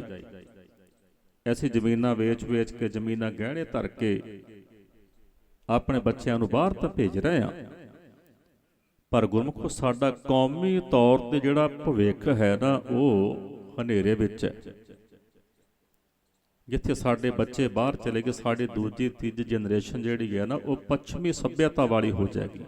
ਅੱਜ ਅਸੀਂ ਆਪਣੀ ਸੱਭਿਅਤਾ, ਆਪਣਾ ਪਹਿਰਾਵਾ, ਆਪਣੀ ਮਰਿਆਦਾ, ਆਪਣੀ ਬੋਲੀ, ਉਹ ਸਭ ਕੁਝ ਗੁਰਮੁਖ ਛੱਡੀ ਬੈਠੇ ਹਾਂ। ਜ਼ਰੂਰਤ ਹੈ ਸਾਨੂੰ, ਪੈਸਿਆਂ ਦੀ ਵੀ ਜ਼ਰੂਰਤ ਹੈ, ਪਰਿਵਾਰ ਦੀ ਵੀ ਜ਼ਰੂਰਤ ਹੈ, ਲੇਕਿਨ ਇਸ ਸਭ ਦੇ ਨਾਲ ਨਾਲ ਸਾਨੂੰ ਕੌਮੀ ਤੌਰ ਤੇ ਆਪਣੀ ਕੌਮ ਨੂੰ ਵੀ ਸਾਂਭਣ ਦੀ ਜ਼ਰੂਰਤ ਹੈ। ਸੋ ਸਤਿਗੁਰਾਂ ਨੇ ਬਹੁਤ ਮਿਹਰਬਾਨੀ ਕੀਤੀ ਹੈ ਕਿ ਅੱਜ ਤੁਹਾਡੇ ਸੰਗਤ ਦੇ ਦਰਸ਼ਨ ਕਰਨ ਦਾ ਸਮਾਂ ਪਰਮਾਤਮਾ ਨੇ ਬਖਸ਼ਿਸ਼ ਕੀਤਾ। ਗੁਰਮੁਖ ਜਿੰਨਾ ਚਿਰ ਤੁਰੀਏ ਨਾ, ਉਹਨਾਂ ਚਿਰ ਮੰਜ਼ਿਲ ਨਹੀਂ ਮਿਲਦੀ। ਜਿਵੇਂ ਭਾਈ ਸਾਹਿਬ ਭਾਈ ਗੁਰਦਾਸ ਜੀ ਕਹਿੰਦੇ ਨੇ ਨਾ ਕਿ ਪੂਸ਼ਤ ਪਥਕ ਤੇ ਮਾਰਗ ਨ ਧਰੈ ਪਗ, ਪ੍ਰੀਤਮ ਕੈ ਦੇਸ਼ ਕੈਸੇ ਬਾਤਨ ਸੇ ਜਾਈਐ। ਕਹਿੰਦੇ ਰਸਤਾ ਤੇ ਪੁੱਛਦੇ ਆ ਪਰ ਪੈਰ ਨਹੀਂ ਧਰਦੇ। ਜਿੰਨਾ ਚਿਰ ਰਸਤਾ ਪੁੱਛਿਆ, ਪੈਰ ਨਹੀਂ ਧਰਿਆ, ਮੰਜ਼ਿਲ ਵੱਲ ਨੂੰ ਤੁਰੇ ਨਹੀਂ ਤੇ ਮੰਜ਼ਿਲ ਤੇ ਪਹੁੰਚਾਂਗੇ ਕਿਵੇਂ? ਪੂਸ਼ਤ ਪਥਕ ਤੇ ਮਾਰਗ ਨ ਧਰੈ ਪਗ, ਪ੍ਰੀਤਮ ਕੈ ਦੇਸ਼ ਕੈਸੇ ਬਾਤਨ ਸੇ ਜਾਈਐ। ਕਹਿੰਦੇ ਗੱਲਾਂ ਦੇ ਨਾਲ ਤੇ ਉਸ ਦੇਸ਼ ਭਾਵ ਪਰਮਾਤਮਾ ਦੇ ਕੋਲ ਨਹੀਂ ਜਾਇਆ ਜਾਣਾ। ਪੂਸ਼ਤ ਪਥਕ ਤੇ ਮਾਰਗ ਨ ਧਰੈ ਪਗ, ਪ੍ਰੀਤਮ ਕੈ ਦੇਸ਼ ਕੈਸੇ ਬਾਤਨ ਸੇ ਜਾਈਐ। ਪੂਛਤ ਹੈ ਬੈਦ ਖਾਤ ਔਖਦ ਨ ਸੰਜਮ ਸੈ, ਕੈਸੇ ਮਿਟੈ ਰੋਗ ਸੁਖ ਸਹਿਜ ਸਮਾਈਐ।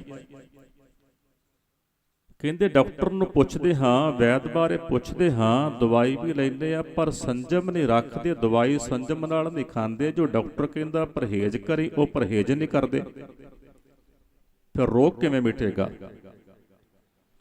ਪੋਸ਼ਤ ਸੁਹਾਗਣ ਕਰਮ ਦੁਹਾਗਣ, ਕਹਿ ਹਿਰਦੈ ਵੇ ਵਿਚਾਰ ਕਤ ਸਹਿਜਾ ਸਮਾਈਐ। ਕਹਿੰਦੇ ਹੈ ਸੁਹਾਗਣ, ਪਰ ਕਰਮ ਜਿਹੜੇ ਨੇ ਉਹ ਦੁਹਾਗਣਾ ਵਾਲੇ ਨੇ। ਹਾਂ ਅਸੀਂ ਭੇਸ ਬਣਾਇਆ ਹੋਇਆ, ਲੇਕਿਨ ਜਿਹੜੇ ਕਰਮ ਸੀ ਸਾਡੇ ਕਰਮ ਉਹ ਨਹੀਂ ਰਹੇ। ਪੁੱਛਤ ਸੁਹਾਗਣ ਕਰਮ ਦੁਹਾਗਣ ਘ ਹਿਰਦੈ ਵੇ ਵਿਚਾਰ ਕਤ ਸਹਿਜਾ ਸਮਾਈਐ। ਗਾਏ ਸੁਣੇ ਆਖੈ ਮੀਚੈ ਪਾਈਐ ਨਾ ਪਰਮ ਪਦ। ਗੁਰ ਉਪਦੇਸ਼ ਜੌਲੋ ਸਹਿਜ ਨਾ ਸਮਾਈਐ। ਜਿੰਨਾ ਚਿਰ ਆਪਾਂ ਗੁਰੂ ਕਾ ਉਪਦੇਸ਼ ਆਪਣੇ ਹਿਰਦੇ ਦੇ ਵਿੱਚ ਧਾਰਨ ਨਹੀਂ ਕਰਦੇ, ਉਹਨਾਂ ਚਿਰ ਗੁਰਮੁਖ ਜਿੰਨੀਆਂ ਮਰਜ਼ੀ ਆਪਾਂ ਅੱਖਾਂ ਮੀਟ ਲਈਏ, ਜਿੰਨਾ ਮਰਜ਼ੀ ਅਸੀਂ ਗਾ ਲਈਏ, ਗਾਏ ਸੁਣੇ ਆਖੇ ਮੀਚੇ ਪਾਈਏ ਨਾ ਪਰਮ ਪਦ। ਉਸ ਪਰਮ ਪਦ ਦੀ ਪ੍ਰਾਪਤੀ, ਉਸ ਪਰਮਾਤਮਾ ਦੀ ਪ੍ਰਾਪਤੀ ਗੁਰਮੁਖੋ ਇਹ ਪਖੰਡ ਕੀਤਿਆਂ ਨਹੀਂ ਹੋਣੀ। ਸਾਨੂੰ ਆਪਣੇ ਜੀਵਨ ਵਿੱਚ ਅਮਲੀ ਤੌਰ ਤੇ ਜੀਵਨ ਨੂੰ ਅਮਲ ਵਿੱਚ ਲਿਆਉਣਾ ਪਏਗਾ, ਤਾਂ ਕਿਤੇ ਜਾ ਕੇ ਉਸ ਪਰਮਾਤਮਾ ਦੀ ਸਾਨੂੰ ਸਾਰਿਆਂ ਨੂੰ ਪ੍ਰਾਪਤੀ ਹੋਣੀ ਹੈ। ਸੋ ਜਿੰਨੇ ਜਿੰਨੇ ਵੀ ਕਦਮ ਕੋਈ ਆ ਕੇ ਸੰਗਤ ਦੇ ਵਿੱਚ ਆਉਂਦਾ ਹੈ, ਚਰਨ ਸ਼ਰਨ ਗੁਰ ਏਕ ਪੈਂਡਾ ਜਾਏ ਚੱਲ, ਸਤਿਗੁਰ ਕੋਟ ਪੈਂਡਾ ਆਗੇ ਹੋਏ ਲੇਤ ਹੈ। ਜੇਕਰ ਆਪਾਂ ਇੱਕ ਕਦਮ ਸੰਗਤ ਵਾਲੇ ਪਾਸੇ ਨੂੰ ਤੁਰਦੇ ਹਾਂ ਤੇ ਸਤਿਗੁਰੂ ਸਾਨੂੰ ਕਰੋੜਾਂ ਕਦਮ ਅੱਗੇ ਜਾ ਕੇ ਲੈਂਦੇ ਨੇ। ਜੇਕਰ ਆਪਾਂ ਸ਼ਰਧਾ ਦੇ ਨਾਲ ਇੱਕ ਕੌਡੀ ਵੀ ਭੇਟਾ ਰੱਖੀਏ ਨਾ, ਸ਼ਰਧਾ ਨਾਲ, ਚਾਅ ਨਾਲ, ਭਾਵਨਾ ਨਾਲ, ਤੇ ਸਤਿਗੁਰੂ ਸਾਨੂੰ ਸਾਰੇ ਦੇ ਸਾਰੇ ਖਜ਼ਾਨੇ ਬਖਸ਼ਿਸ਼ ਕਰ ਦਿੰਦੇ ਹਨ। ਕਿਉਂਕਿ ਉਹ ਸਾਹਿਬ ਬਹੁਤ ਵੱਡਾ ਹੈ। ਉਸ ਸਾਹਿਬ ਦੀਆਂ ਸਿਫਤਾਂ ਦੇ ਨਾਲ ਅੰਤ ਨਹੀਂ ਪਾਇਆ ਜਾ ਸਕਦਾ, ਕਹਿਣ ਦੇ ਨਾਲ ਅੰਤ ਨਹੀਂ ਪਾਇਆ ਜਾ ਸਕਦਾ। ਸਤਿਗੁਰੂ ਜੀ ਕਹਿੰਦੇ ਹਨ, ਅੰਤ ਕਾਰਨ ਕੇਤੇ ਬਿਲ ਲਾਹੇ ਤਾਂ ਕਿ ਅੰਤ ਨਾ ਪਾਏ ਜਾਏ। ਸੋ ਗੁਰਮੁਖ ਸਾਨੂੰ ਸਾਰਿਆਂ ਨੂੰ ਗੁਰੂ ਚਰਨਾਂ ਵਿੱਚ ਸੀਸ ਝੁਕਾਉਣਾ ਚਾਹੀਦਾ ਹੈ, ਸੰਗਤ ਵਿੱਚ ਆਉਣਾ ਚਾਹੀਦਾ ਹੈ, ਸਿਮਰਨ ਕਰਨਾ ਚਾਹੀਦਾ ਹੈ, ਸੇਵਾ ਕਰਨੀ ਚਾਹੀਦੀ ਹੈ। ਅੰਮ੍ਰਿਤ ਛਕ ਕੇ ਤੇ ਗੁਰੂ ਵਾਲੇ ਬਣ ਕੇ ਸਾਨੂੰ ਆਪਣਾ ਜੀਵਨ ਸਫਲਾ ਕਰਨਾ ਚਾਹੀਦਾ ਹੈ। ਸਤਿਗੁਰੂ ਜੀ ਕਹਿੰਦੇ ਹਨ, ਪ੍ਰਥਮ ਰਹਿਤੀ ਹੈ ਜਾਨ ਖੰਡੇ ਕੀ ਪਾਹੁਲ ਛਕੈ, ਸੋਈ ਸਿੰਘ ਪ੍ਰਧਾਨ ਅਵਰਨਾ ਪਾਹੁਲ ਜੋ ਲੈ। ਸਿੱਖ ਦੀ ਸਭ ਤੋਂ ਪਹਿਲੀ ਰਹਿਤ ਹੈ ਕਿ ਸਿੱਖ ਖੰਡੇ ਬਾਟੇ ਦੀ ਪਾਹੁਲ ਛਕੇ। ਖੰਡੇ ਬਾਟੇ ਦੀ ਪਾਹੁਲ ਛਕ ਕੇ ਗੁਰੂ ਵਾਲੇ ਬਣ ਕੇ ਤੇ ਆਪਣਾ ਜੀਵਨ ਸਫਲਾ ਕਰੀਏ। ਜਬ ਹਮਰੇ ਦਰਸ਼ਨ ਕੋ ਆਵੋ, ਕਰ ਇਸ਼ਨਾਨ ਤਨ ਸ਼ਸਤਰ ਸਜਾਵੋ। ਰਹਿਤਨਾਮਿਆਂ ਦੇ ਬਚਨ ਨੇ ਕਿ ਜਦ ਵੀ ਸਿੱਖ ਨੇ ਗੁਰੂ ਕੇ ਦਰਸ਼ਨ ਕਰਨ ਵਾਸਤੇ ਆਉਣਾ, ਸਿੱਖ ਸਵੱਛ ਹੋ ਕੇ ਸੋਹਣੇ ਵਸਤਰ ਪਾ ਕੇ ਸ਼ਸਤਰ ਸਜਾ ਕੇ ਸਰੀਰ ਤੇ ਫਿਰ ਗੁਰੂ ਕੀ ਹਜ਼ੂਰੀ ਵਿੱਚ ਆਵੇ। ਜਬ ਹਮਰੇ ਦਰਸ਼ਨ ਕੋ ਆਵੋ, ਕਰ ਇਸ਼ਨਾਨ ਤਨ ਸ਼ਸਤਰ ਸਜਾਵੋ। ਸੋਹਣੇ ਸ਼ਸਤਰ ਸਰੀਰ ਤੇ ਸੱਜੇ ਹੋਣ, ਸਵੱਛ ਹੋ ਕੇ ਸਿੱਖ ਗੁਰੂ ਕੀ ਹਜ਼ੂਰੀ ਵਿੱਚ ਆਵੇ। ਐਵੇਂ ਨਹੀਂ ਕਿ ਨਿਕਰਾਂ ਜੀਆਂ ਪਾ ਕੇ ਤੁਰੇ ਆਓ, ਜਾਂ ਸਿਰ ਉੱਤੇ ਨਿੱਕੇ ਨਿੱਕੇ ਪਟਕੇ 'ਚ ਬੰਨੇ ਹੋਣ ਤੇ ਗੁਰੂ ਕੀ ਹਜ਼ੂਰੀ ਵਿੱਚ ਤੁਰੇ ਆਓ। ਗੁਰੂ ਕੀ ਹਜ਼ੂਰੀ ਵਿੱਚ ਹਮੇਸ਼ਾ ਸਾਨੂੰ ਸੋਹਣੀ ਦਸਤਾਰ ਸਜਾ ਕੇ ਆਉਣਾ ਚਾਹੀਦਾ ਹੈ, ਸੋਹਣੇ ਕੱਪੜੇ ਪਾ ਕੇ ਆਉਣਾ ਚਾਹੀਦਾ ਹੈ। ਪਰ ਹੁਣ ਤੇ ਅਸੀਂ ਗੁਰੂ ਕੀ ਹਜ਼ੂਰੀ ਵਿੱਚ ਆਉਣਾ ਤਾਂ ਕੀ, ਅਸੀਂ ਗੁਰੂ ਕੀ ਹਜ਼ੂਰੀ ਵਿੱਚ ਆ ਕੇ ਗੱਲਾਂ ਤੋਂ ਸਾਨੂੰ ਵਿਹਲ ਨਹੀਂ ਮਿਲਦਾ। ਸੰਗਤ ਵਿੱਚ ਬੈਠ ਕੇ ਵੀ ਗੱਲਾਂ, ਜੇ ਕਿਸੇ ਨੇ ਗੱਲ ਨਹੀਂ ਕੀਤੀ ਤੇ ਮੋਬਾਈਲ ਦੇ ਉੱਤੇ ਲੱਗੇ ਹੁੰਦੇ ਆ। ਲੇਕਿਨ ਸਾਡੇ ਰਹਿਤਨਾਮਿਆਂ ਦੇ ਸਤਿਗੁਰਾਂ ਨੇ ਬਚਨ ਕੀਤੇ ਨੇ ਕਿ ਜੋ ਕਥਾ ਕੀਰਤਨ ਹੁੰਦਿਆਂ ਗੱਲਾਂ ਕਰੇ, ਜਾਂ ਕੋਈ ਐਸਾ ਜਿਹੜਾ ਕੋਈ ਕਰਮ ਕਰਦਾ, ਉਹ ਤਨਖਾਹੀ ਹੈ। ਸੋ ਸਾਨੂੰ ਗੁਰਮੁਖੋ ਸੰਗਤ ਦਾ ਜਿਹੜਾ ਸਨਮਾਨ ਹੈ, ਸੰਗਤ ਦੀ ਜਿਹੜੀ ਮਰਿਆਦਾ ਹੈ, ਸੰਗਤ ਦੀ ਮਰਿਆਦਾ ਨੂੰ ਵੀ ਸਾਨੂੰ ਸਾਰਿਆਂ ਨੂੰ ਮੁੱਖ ਰੱਖਣਾ ਚਾਹੀਦਾ ਹੈ। ਸੋ ਸਤਿਗੁਰਾਂ ਨੇ ਬੜੀ ਅਪਾਰ ਰਹਿਮਤ ਕੀਤੀ ਹੈ ਕਿ ਸਰਦਾਰ ਬਹਾਦਰ ਸਿੰਘ ਜੀ ਹੋਰਾਂ ਦਾ ਪਰਿਵਾਰ, ਜੋ ਗੁਰੂ ਦੀ ਕਿਰਪਾ, ਮਹਾਂਪੁਰਸ਼ਾਂ ਦੀਆਂ ਸੰਗਤ ਦੀਆਂ ਅਸੀਸਾਂ ਦੇ ਨਾਲ ਆਪਣੇ ਇਸ ਗ੍ਰਹਿ ਵਿਖੇ ਹਰ ਸਾਲ ਹੀ ਪਿਛਲੇ ਕਈ ਸਾਲਾਂ ਤੋਂ ਬਾਬਾ ਜੀ ਦੱਸਦੇ ਸਨ ਕਿ ਪਰਿਵਾਰ ਵੱਲੋਂ ਗੁਰਮਤਿ ਸਮਾਗਮ 4 ਦਿਨਾਂ ਦਾ ਹਰ ਸਾਲ ਹੀ ਆਪਣੇ ਗ੍ਰਹਿ ਵਿਖੇ ਕਰਵਾਇਆ ਜਾਂਦਾ ਹੈ। ਇਲਾਕੇ ਭਰ ਦੇ ਵਿੱਚੋਂ ਦੂਰ ਦੁਰਾਡੇ ਤੋਂ ਸੰਗਤਾਂ ਕਥਾ ਕੀਰਤਨ ਵਿੱਚ ਹਾਜ਼ਰੀਆਂ ਭਰਨ ਵਾਸਤੇ ਜੁੜਦੀਆਂ ਨੇ। ਸੋ ਸਤਿਗੁਰੂ ਸਾਡੇ ਸਾਰਿਆਂ ਦੇ ਉੱਤੇ ਕਿਰਪਾ ਕਰਨ, ਸਾਡਾ ਸਾਰਿਆਂ ਦਾ ਕਦਮ ਕਦਮ ਚੱਲਿਆ ਹੋਇਆ ਸਤਿਗੁਰੂ ਜੀ ਲੇਖੇ ਵਿੱਚ ਲੈਣ। ਸਾਡੀ ਕੀਤੀ ਹੋਈ ਬੰਦਗੀ ਸਾਡੀ ਜ਼ਿੰਦਗੀ ਬਣ ਜਾਏ। ਸਾਡਾ ਸਵਾਸ ਕਰਕੇ ਭਰੀ ਹੋਈ ਹਾਜ਼ਰੀ ਸਤਿਗੁਰੂ ਸਾਹਿਬ ਜੀ ਕਿਰਪਾ ਕਰਕੇ ਲੇਖੇ ਵਿੱਚ ਪਾ ਲੈਣ। ਸਾਡੀ ਸਾਰਿਆਂ ਦੀ ਹਾਜ਼ਰੀ ਪ੍ਰਵਾਨ ਕਰਨ।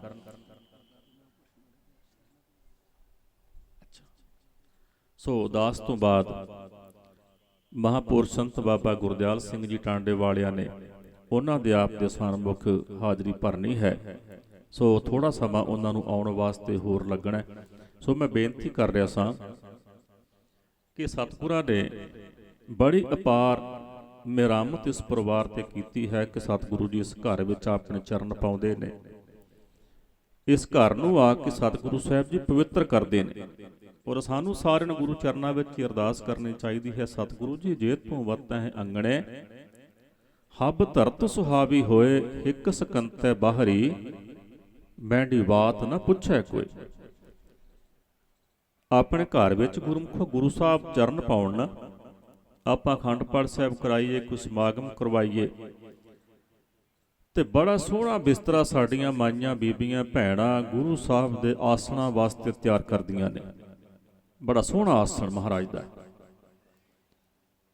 ਅਰਦਾਸ ਕੀਤੀ ਜਾਂਦੀ ਹੈ ਕਿ ਸਤਿਗੁਰੂ ਕਿ ਤੁਸੀਂ ਸਾਡੇ ਘਰ ਵਿੱਚ ਆਏ ਹੋ, ਸਾਡਾ ਘਰ ਪਵਿੱਤਰ ਹੋਇਆ। ਜਿਵੇਂ ਆਪਾਂ ਗੁਰੂ ਸਾਹਿਬ ਸਾਡੇ ਘਰ ਵਿੱਚ ਆਉਣ ਤੇ ਸਾਡਾ ਘਰ ਪਵਿੱਤਰ ਹੁੰਦਾ ਨਾ, ਤਿਵੇਂ ਸਾਨੂੰ ਇਹ ਵੀ ਗੁਰੂ ਚਰਨਾਂ ਵਿੱਚ ਅਰਦਾਸ ਕਰਨੀ ਚਾਹੀਦੀ ਹੈ ਕਿ ਸਤਿਗੁਰੂ ਜਿਵੇਂ ਤੂੰ ਸਾਡੇ ਬਾਹਰੀ ਘਰ ਨੂੰ ਜੇ ਤੂੰ ਵਰਤਹਿ ਅੰਗਣੇ ਹੱਬ ਧਰਤ ਸੁਹਾਵੀ ਹੋਏ, ਕਿਉਂਕਿ ਜਿੱਥੇ ਬੈਸਨ ਸਾਧ ਜਨ ਸੋ ਥਾਨ ਸੁਹੰਦਾ ਓਏ ਸੇਵਨ ਸਮ੍ਰਿਤ ਆਪਣਾ ਬਿਨਸੈ ਸਭ ਮੰਦਾ। ਜਿੱਥੇ ਬਾਬਾ ਪੈਰ ਧਰੇ ਪੂਜਾ ਆਸਣ ਥਾਪਣ ਸੋਆ।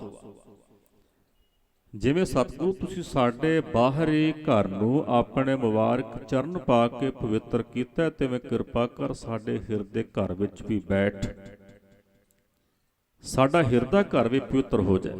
ਜੇ ਤੂੰ ਵਰਤਹਿ ਅੰਗਣੇ ਹੱਬ ਧਰਤ ਸੁਹਾਵੀ ਹੋਏ, ਹਿੱਕ ਸਕੰਤੈ ਬਾਹਰੀ ਮੈਡੀ ਬਾਤ ਨਾ ਪੁੱਛੈ ਕੋਈ। ਐ ਸਤਿਗੁਰੂ ਤੂੰ ਮੇਰਾ ਮਾਲਕ ਹੈ ਔਰ ਤੇਰੇ ਤੋਂ ਬਿਨਾਂ ਮੇਰੀ ਕਿਸੇ ਨੇ ਬਾਤ ਨਹੀਂ ਪੁੱਛਣੀ। ਹੁਣ ਗੁਰੂ ਸਾਡੇ ਘਰ ਵਿੱਚ ਆਵੇ ਤੇ ਮੈਂ ਆਪਣੇ ਗੁਰੂ ਦੇ ਬੈਠਣ ਵਾਸਤੇ ਵਿਛਾਉਣਾ ਕਿਹੜਾ ਕਰਾਂ। ਇੱਕ ਆਪਣੇ ਪੰਜਾਬੀ ਦੀ ਕਹਾਵਤ ਹੈ ਕਿ ਜੇ ਤੂੰ ਸਾਡੇ ਘਰ ਵਿੱਚ ਆਏ ਤੇ ਅਸੀਂ ਤੈਨੂੰ ਪਲਕਾਂ ਵਿਛਾ ਕੇ ਬਿਠਾਈਏ। ਪਲਕਾਂ ਹੁੰਦੀਆਂ ਨੇ ਅੱਖਾਂ ਦੀਆਂ ਉੱਪਰਲੀਆਂ ਪੁਤਲੀਆਂ। ਇਹ ਇੱਕ ਪ੍ਰਮਾਣ ਹੈ, ਉਦਾਹਰਨ ਹੈ, ਕਿਉਂਕਿ ਅੱਖਾਂ ਦੀਆਂ ਪਲਕਾਂ ਦੇ ਉੱਤੇ ਨਾ ਤੇ ਕੁਰਸੀਆਂ ਲੱਗਦੀਆਂ ਨੇ ਨਾ ਮੰਜੇ ਲੱਗਦੇ ਨੇ। ਸਤਿਗੁਰੂ ਜੀ ਕਹਿੰਦੇ ਮੂੰਹ ਥਿਆਉ ਸੇਜ ਨੈਣਾ ਪਿਰੀ ਵਿਛਾਵਣਾ, ਜੇ ਡੇਖੈ ਇੱਕ ਵਾਰ ਤਾਂ ਸੁਖ ਕੀ ਮਾਹੂ ਬਾਹਰੇ। ਕਹਿੰਦੇ ਸਤਿਗੁਰੂ ਤੂੰ ਮੇਰੇ ਘਰ ਵਿੱਚ ਆਏ ਤੇ ਮੈਂ ਸਭ ਤੋਂ ਆਪਣੇ ਸਰੀਰ ਦਾ ਜਿਹੜਾ ਕੋਮਲ ਅੰਗ ਹੈ ਨਾ, ਅੱਖਾਂ ਦੀਆਂ ਪੁਤਲੀਆਂ, ਮੈਂ ਤੇਰੇ ਬੈਠਣ ਵਾਸਤੇ ਉਹ ਵਿਛਾਵਾਂ। ਮੂੰਹ ਥਿਆਉ ਸੇਜ ਨੈਣਾ ਪਿਰੀ ਵਿਛਾਵਣਾ, ਜੇ ਡੇਖੈ ਇੱਕ ਵਾਰ ਤਾਂ ਸੁਖ ਕੀ ਮਾਹੂ ਬਾਹਰੇ। ਕਹਿੰਦੇ ਸਤਿਗੁਰੂ ਤੂੰ ਕਿਰਪਾ ਕਰ, ਤੂੰ ਕਿਰਪਾ ਦ੍ਰਿਸ਼ਟੀ ਕਰਕੇ ਇੱਕ ਵਾਰ ਮੇਰੇ ਵੱਲ ਵੇਖ ਤੇ ਸਹੀ। ਜੇ ਤੂੰ ਮੇਰੇ ਵੱਲ ਸਤਿਗੁਰੂ ਇੱਕ ਵਾਰ ਕਿਰਪਾ ਦ੍ਰਿਸ਼ਟੀ ਕਰਕੇ ਵੇਖੇ ਤੇ ਮੇਰੇ ਸੁੱਖਾਂ ਦੀ ਕੋਈ ਥਾਂ ਨਹੀਂ ਰਹੇਗੀ, ਇਹਨੇ ਸੁੱਖ ਮੈਨੂੰ ਪ੍ਰਾਪਤ ਹੋਣਗੇ। ਤੇ ਸਤਿਗੁਰੂ ਘਰ ਵਿੱਚ ਆਇਆ ਵੀ, ਸਾਡੇ ਘਰ ਵਿੱਚ ਆ ਕੇ ਸਤਿਗੁਰੂ ਬੈਠਾ ਵੀ, ਤੇ ਆਪਾਂ ਸਾਰੇ ਆਪਣੇ ਅੰਦਰ ਝਾਤੀ ਮਾਰ ਕੇ ਵੇਖੀਏ ਕਦੀ ਕਿਸੇ ਨੇ ਆਪਣੇ ਗੁਰੂ ਨਾਲ ਘਰ ਆਏ ਨਾਲ ਗੱਲਾਂ ਵੀ ਕੀਤੀਆਂ। ਆਪਣੇ ਘਰਾਂ ਵਿੱਚ ਆਪਾਂ ਅਖੰਡ ਪਾਠ ਸਾਹਿਬ ਕਰਵਾਉਂਦੇ ਹਾਂ। ਅਖੰਡ ਪਾਠ ਦੀ ਆਰੰਭਤਾ ਹੁੰਦੀ ਹੈ, ਜਪਜੀ ਸਾਹਿਬ ਦੀਆਂ 5 ਪੌੜੀਆਂ ਪਾਠੀ ਪੜ੍ਹ ਦਿੰਦਾ, ਕੜਾਹ ਪ੍ਰਸ਼ਾਦ ਵਰਤ ਜਾਂਦਾ ਤੇ ਅਸੀਂ ਬਾਹਰ ਨਿਕਲ ਕੇ ਤੇ ਆਪੋ ਆਪਣੇ ਕੰਮਾਂ ਧੰਦਿਆਂ ਵਿੱਚ। ਤੇ ਜੇ ਕੋਈ ਟਾਈਮ ਕੱਢ ਕੇ ਮੱਥਾ ਟੇਕਣ ਸਾਡੇ ਘਰ ਵਿੱਚ ਆ ਜਾਏ ਤੇ ਉਹਨੂੰ ਵੈਸੇ ਕਹਿੰਦੇ ਆ ਮੱਥਾ ਟੇਕ ਲਿਆ, ਪ੍ਰਸ਼ਾਦ ਲੈ ਲਿਆ, ਹੁਣ ਤੂੰ ਆ ਕੇ ਚਾਹ ਪੀ ਲੈ ਜਾਂ ਪ੍ਰਸ਼ਾਦਾ ਛਕ ਲੈ। ਨਾ ਆਪ ਗੁਰੂ ਕੋਲ ਬਹਿ ਕੇ ਗੱਲਾਂ ਕਰਨੀਆਂ ਸੁਣਨੀਆਂ, ਤੇ ਨਾ ਜਿਹੜਾ ਕੋਈ ਆਇਆ ਨਾ ਉਹਨੂੰ ਬੈਠਣ ਦੇਣਾ। ਲੇਕਿਨ ਗੁਰਮੁਖੋ ਜਿਹੜਾ ਗੁਰੂ ਨਾਲ ਗੱਲਾਂ ਕਰਨ ਦਾ ਪਿਆਸਾ ਹੋਵੇ ਨਾ, ਉਹ ਪਤਾ ਕੀ ਕਹਿੰਦਾ, ਉਹ ਕਹਿੰਦਾ ਤੂੰ ਚੌ ਸੱਜਣ ਮੈਂਡਿਆ ਡੇਈ ਸਿਸ ਉਤਾਰ, ਨੈਣ ਮਹਿੰਜੇ ਤਰਸਦੇ ਕਦ ਪੱਸੀ ਦੀ ਧਾਰ। ਮੈਂ ਇੱਕ ਇਤਿਹਾਸ ਦੀ ਘਟਨਾ ਸਾਂਝੀ ਕਰਕੇ ਆਪ ਜੀ ਪਾਸੋਂ ਖਿਮਾ ਲੈ ਲਵਾਂ। ਮਹਾਂਪੁਰਸ਼ ਆ ਗਏ ਨੇ। ਜਦੋਂ ਕਲਗੀਧਰ ਪਾਤਸ਼ਾਹ ਚਮਕੌਰ ਦੀ ਗੜੀ ਵਿੱਚੋਂ ਨਿਕਲ ਕੇ ਤੇ ਮਾਛੀਵਾੜਾ ਸਾਹਿਬ ਗਏ ਨਾ, ਉੱਥੇ ਭਾਈ ਗੁਲਾਬੇ ਤੇ ਪੰਜਾਬੇ ਦੇ ਘਰੋਂ ਅੱਗੇ ਭਾਈ ਗਨੀ ਖਾਂ ਤੇ ਭਾਈ ਨਬੀ ਖਾਂ ਦੋ ਪਠਾਨ ਭਰਾ ਸਨ, ਗੁਰੂ ਸਾਹਿਬ ਦੇ ਸ਼ਰਧਾਲੂ, ਤੇ ਉਹਨਾਂ ਦੇ ਘਰ ਵਿੱਚ ਚਲੇ ਗਏ। ਜਦੋਂ ਮਹਾਰਾਜ ਉੱਥੋਂ ਅੱਗੇ ਜਾਣਾ ਸੀ ਨਾ, ਕੁਝ ਸਮਾਂ ਮਹਾਰਾਜ ਉੱਥੇ ਰਹੇ ਤੇ ਇਤਿਹਾਸ ਕਹਿੰਦਾ ਕਿ ਉਹਨਾਂ ਦੋਨਾਂ ਭਰਾਵਾਂ ਨੇ ਹਥਿਆਰ ਫੜ ਕੇ ਤੇ ਗੁਰੂ ਸਾਹਿਬ ਜਿਹੜੇ ਕਮਰੇ ਵਿੱਚ ਬਿਰਾਜਮਾਨ ਸਨ ਉਹਦੇ ਦਰਵਾਜ਼ੇ ਅੱਗੇ ਪਹਿਰਾ ਦੇਣਾ। ਜਰਾ ਸਮਝਣ ਵਾਲੀ ਬਾਤ ਹੈ, ਜਿਸ ਕਮਰੇ ਵਿੱਚ ਕਲਗੀਧਰ ਪਾਤਸ਼ਾਹ ਉਹਨਾਂ ਦੇ ਘਰ ਵਿੱਚ ਰਹੇ ਸਨ ਨਾ, ਆਪਣਾ ਸਾਰਾ ਜੀਵਨ ਉਸ ਕਮਰੇ ਵਿੱਚ ਉਹ ਜੋੜਾ ਲੈ ਕੇ ਨਹੀਂ ਸਨ ਗਏ। ਉਸ ਕਮਰੇ ਵਿੱਚ ਆਪਣਾ ਸਾਰਾ ਜੀਵਨ ਕਦੇ ਜੋੜਾ ਲੈ ਕੇ ਨਹੀਂ ਸਨ ਗਏ, ਤੇ ਉਸ ਕਮਰੇ ਵਿੱਚ ਕਦੇ ਮੰਜੀ ਡਾਹ ਕੇ ਸੁੱਤੇ ਨਹੀਂ ਸਨ, ਇਸ ਕਰਕੇ ਕਿ ਇੱਥੇ ਮੇਰੇ ਪਾਤਸ਼ਾਹ ਨੇ ਆਪਣੇ ਚਰਨ ਪਾਏ ਨੇ। ਲੇਕਿਨ ਅੱਜ ਸਾਡੇ ਹਾਲਾਤ ਕੀ ਨੇ? ਪਹਿਲੀ ਗੱਲ ਤੇ ਅਖੰਡ ਪਾਠ ਸਾਹਿਬ ਅਸੀਂ ਕਰਵਾਉਂਦੇ ਆ, ਗੁਰੂ ਕੋਲ ਆ ਕੇ ਬਹਿੰਦੇ ਕੋਈ ਨਹੀਂ, ਤੇ ਭੋਗ ਪੈਂਦਾ, ਅਰਦਾਸ ਹੁੰਦੀ ਹੈ, ਪ੍ਰਸ਼ਾਦ ਵਰਤਦਾ ਤੇ ਕਾਹਲੀ ਪਾਈ ਜਾਂਦੀ ਹੈ ਵੀ ਹੁਣ ਛੇਤੀ ਨਾਲ ਗੁਰੂ ਸਾਹਿਬ ਦੇ ਜਾਣ ਦਾ ਉਪਰਾਲਾ ਕਰੋ, ਇਹ ਆਪਣੇ ਘਰ ਜਾਣ ਤੇ ਅਸੀਂ ਆਪਣਾ ਕੰਮ ਕਰੀਏ। ਉਸ ਕਮਰੇ ਵਿੱਚ ਜਿੱਥੇ ਤਕਰੀਬਨ 48-49 ਘੰਟੇ ਗੁਰੂ ਸਾਹਿਬ ਬਿਰਾਜਮਾਨ ਰਹੇ ਹੋਣ ਤੇ ਬਾਣੀ ਪੜ੍ਹੀ ਗਈ ਹੋਵੇ, ਉਹਨਾਂ ਕਮਰਿਆਂ ਦੇ ਵਿੱਚ ਸ਼ਰਾਬਾਂ ਦੀਆਂ ਬੋਤਲਾਂ ਖੁੱਲ੍ਹ ਜਾਂਦੀਆਂ ਨੇ। ਜਿਸ ਘਰ ਵਿੱਚ 48 ਘੰਟੇ ਗੁਰਬਾਣੀ ਦੀ ਆਵਾਜ਼ ਗੂੰਜੀ ਹੋਵੇ, ਉਸ ਘਰ ਵਿੱਚ ਫਿਰ ਗੰਦੇ ਮੰਦੇ ਅਸ਼ਲੀਲ ਗੀਤਾਂ ਦੀਆਂ ਆਵਾਜ਼ਾਂ ਤੇ ਬੋਲੀਆਂ ਪੈਣੀਆਂ ਸ਼ੁਰੂ ਹੋ ਜਾਂਦੀਆਂ। ਹੁਣ ਦੇਖਣ ਆਇਆ ਵੀ ਸਿੱਖ ਉਹ ਦੋ ਪਠਾਨ ਭਰਾ ਸਨ ਕਿ ਅਸੀਂ ਸਿੱਖ ਹਾਂ। ਆਪਣਾ ਸਾਰਾ ਜੀਵਨ ਉਸ ਕਮਰੇ ਵਿੱਚ ਉਹ ਜੋੜਾ ਲੈ ਕੇ ਨਹੀਂ ਗਏ, ਉਸ ਕਮਰੇ ਦੇ ਅੰਦਰ ਮੰਜੀ ਡਾਹ ਕੇ ਕਦੀ ਸੁੱਤੇ ਨਹੀਂ ਸਨ, ਤੇ ਵਸੀਅਤ ਕਰਕੇ ਗਏ ਸਨ ਕਿ ਸਾਡੇ ਮਰਨ ਤੋਂ ਬਾਅਦ ਸਾਡੀਆਂ ਕਬਰਾਂ ਵੀ ਦੋਨਾਂ ਭਰਾਵਾਂ ਦੀਆਂ ਇਸ ਦਰਵਾਜ਼ੇ ਦੇ ਅੱਗੇ ਬਣਨੀਆਂ ਚਾਹੀਦੀਆਂ ਨੇ, ਕਿਉਂਕਿ ਅਸੀਂ ਜਿਉਂਦੇ ਜੀ ਕਲਗੀਧਰ ਪਾਤਸ਼ਾਹ ਦੇ ਦਰ ਦੀ ਪਹਿਰੇਦਾਰੀ ਕੀਤੀ, ਅਸੀਂ ਮਰ ਕੇ ਵੀ ਕਲਗੀਧਰ ਪਾਤਸ਼ਾਹ ਦੇ ਉਸ ਅਸਥਾਨ ਦੇ ਪਹਿਰੇਦਾਰ ਬਣੇ ਰਹੀਏ।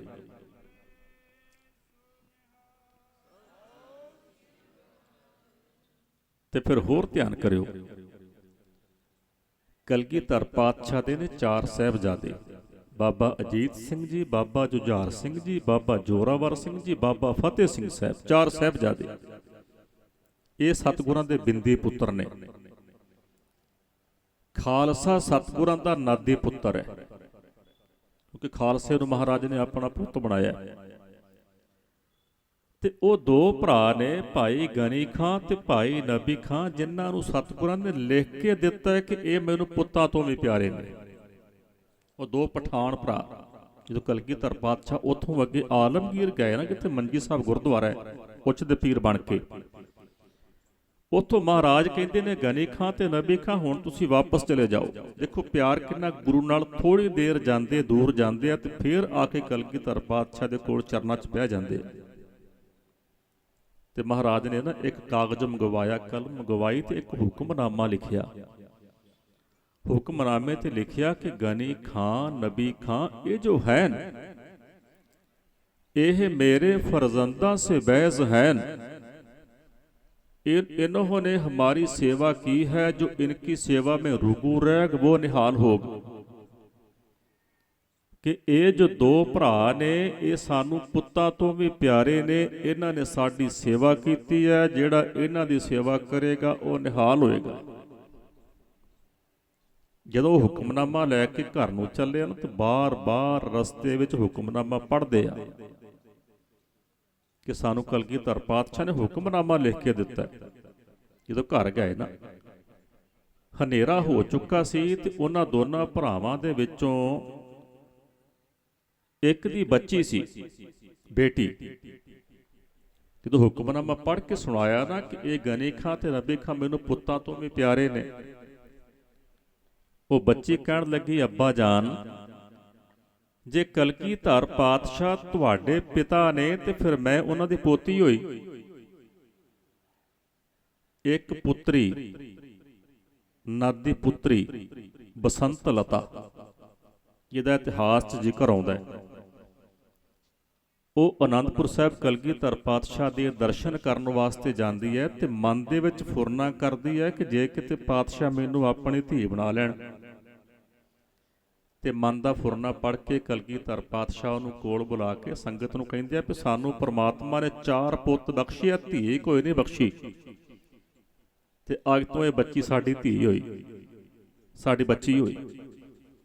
ਇੱਕ ਉਹ ਇਤਿਹਾਸ ਵਿੱਚ ਸਤਿਗੁਰਾਂ ਨੇ ਧੀ ਬਣਾਈ ਹੈ ਬਸੰਤ ਲਤਾ, ਜਿਸ ਨੂੰ ਪਾਲਿਆ, ਜੋ ਅਨੰਦਪੁਰ ਸਾਹਿਬ ਛੱਡਣ ਤੋਂ ਬਾਅਦ ਜਿਹਨੂੰ ਪਠਾਨ ਚੁੱਕ ਕੇ ਲੈ ਗਏ, ਦਬਾਅ ਪਾਇਆ ਗਿਆ ਕਿ ਮੇਰੇ ਨਾਲ ਨਿਕਾਹ ਕਰ ਲੈ, ਪਰ ਉਸ ਬੱਚੀ ਬਸੰਤ ਲਤਾ ਨੇ ਆਪਣਾ ਧਰਮ ਨਹੀਂ ਛੱਡਿਆ, ਆਪਣੀ ਕਟਾਰ ਨਾਲ ਆਤਮ ਹੱਤਿਆ ਕਰਕੇ ਜੀਵਨ ਖਤਮ ਕਰ ਦਿੱਤਾ। ਪਰ ਦੀਨੋ ਬੇਦੀਨ ਉਹ ਬੱਚੀ ਬਸੰਤ ਲਤਾ ਨਹੀਂ ਹੋਈ। ਤੇ ਇੱਕ ਉਹ ਬੱਚੀ ਹੈ ਜਿਹੜੀ ਭਾਈ ਗਨੀ ਖਾਂ ਤੇ ਭਾਈ ਨਬੀ ਖਾਂ ਦੀ ਬੱਚੀ, ਕਹਿੰਦੀ ਅੱਬਾ ਜਾਨ ਜੇ ਕਲਗੀਧਰ ਦਸ਼ਮੇਸ਼ ਪਿਤਾ ਗੁਰੂ ਗੋਬਿੰਦ ਸਿੰਘ ਸਾਹਿਬ ਜੀ ਮਹਾਰਾਜ ਤੁਹਾਡੇ ਪਿਤਾ ਨੇ, ਤੇ ਫਿਰ ਮੈਂ ਤੇ ਇਸ ਰਿਸ਼ਤੇ ਨਾਲ ਪੋਤੀ ਹੋਈ ਨਾ। ਮਹਾਰਾਜ ਭਾਈ ਗਨੀ ਖਾਂ ਨਬੀ ਖਾਂ ਕਹਿੰਦੇ ਹਾਂ ਬੇਟਾ, ਕਲਗੀਧਰ ਪਾਤਸ਼ਾਹ ਨੇ ਸਾਨੂੰ ਆਪਣੇ ਪੁੱਤ ਬਣਾਇਆ, ਉਸ ਰਿਸ਼ਤੇ ਨਾਲ ਤੂੰ ਉਹਨਾਂ ਦੀ ਪੋਤੀ ਲੱਗਦੀ ਹੈ। ਤੇ ਡਾਕਟਰ ਬਲਵੀਰ ਸਿੰਘ ਜੀ ਹੋਰਾਂ ਨੇ, ਜੋ ਭਾਈ ਵੀਰ ਸਿੰਘ ਜੀ ਹੋਰਾਂ ਦੇ ਭਰਾਤਾ ਸਨ, ਉਹਨਾਂ ਨੇ ਲਿਖਿਆ, ਕਹਿੰਦੀ ਮੈਂ ਪੋਤੀ ਮੈਂ ਆਪਦਾਰ ਦਾ ਮੋਤੀ।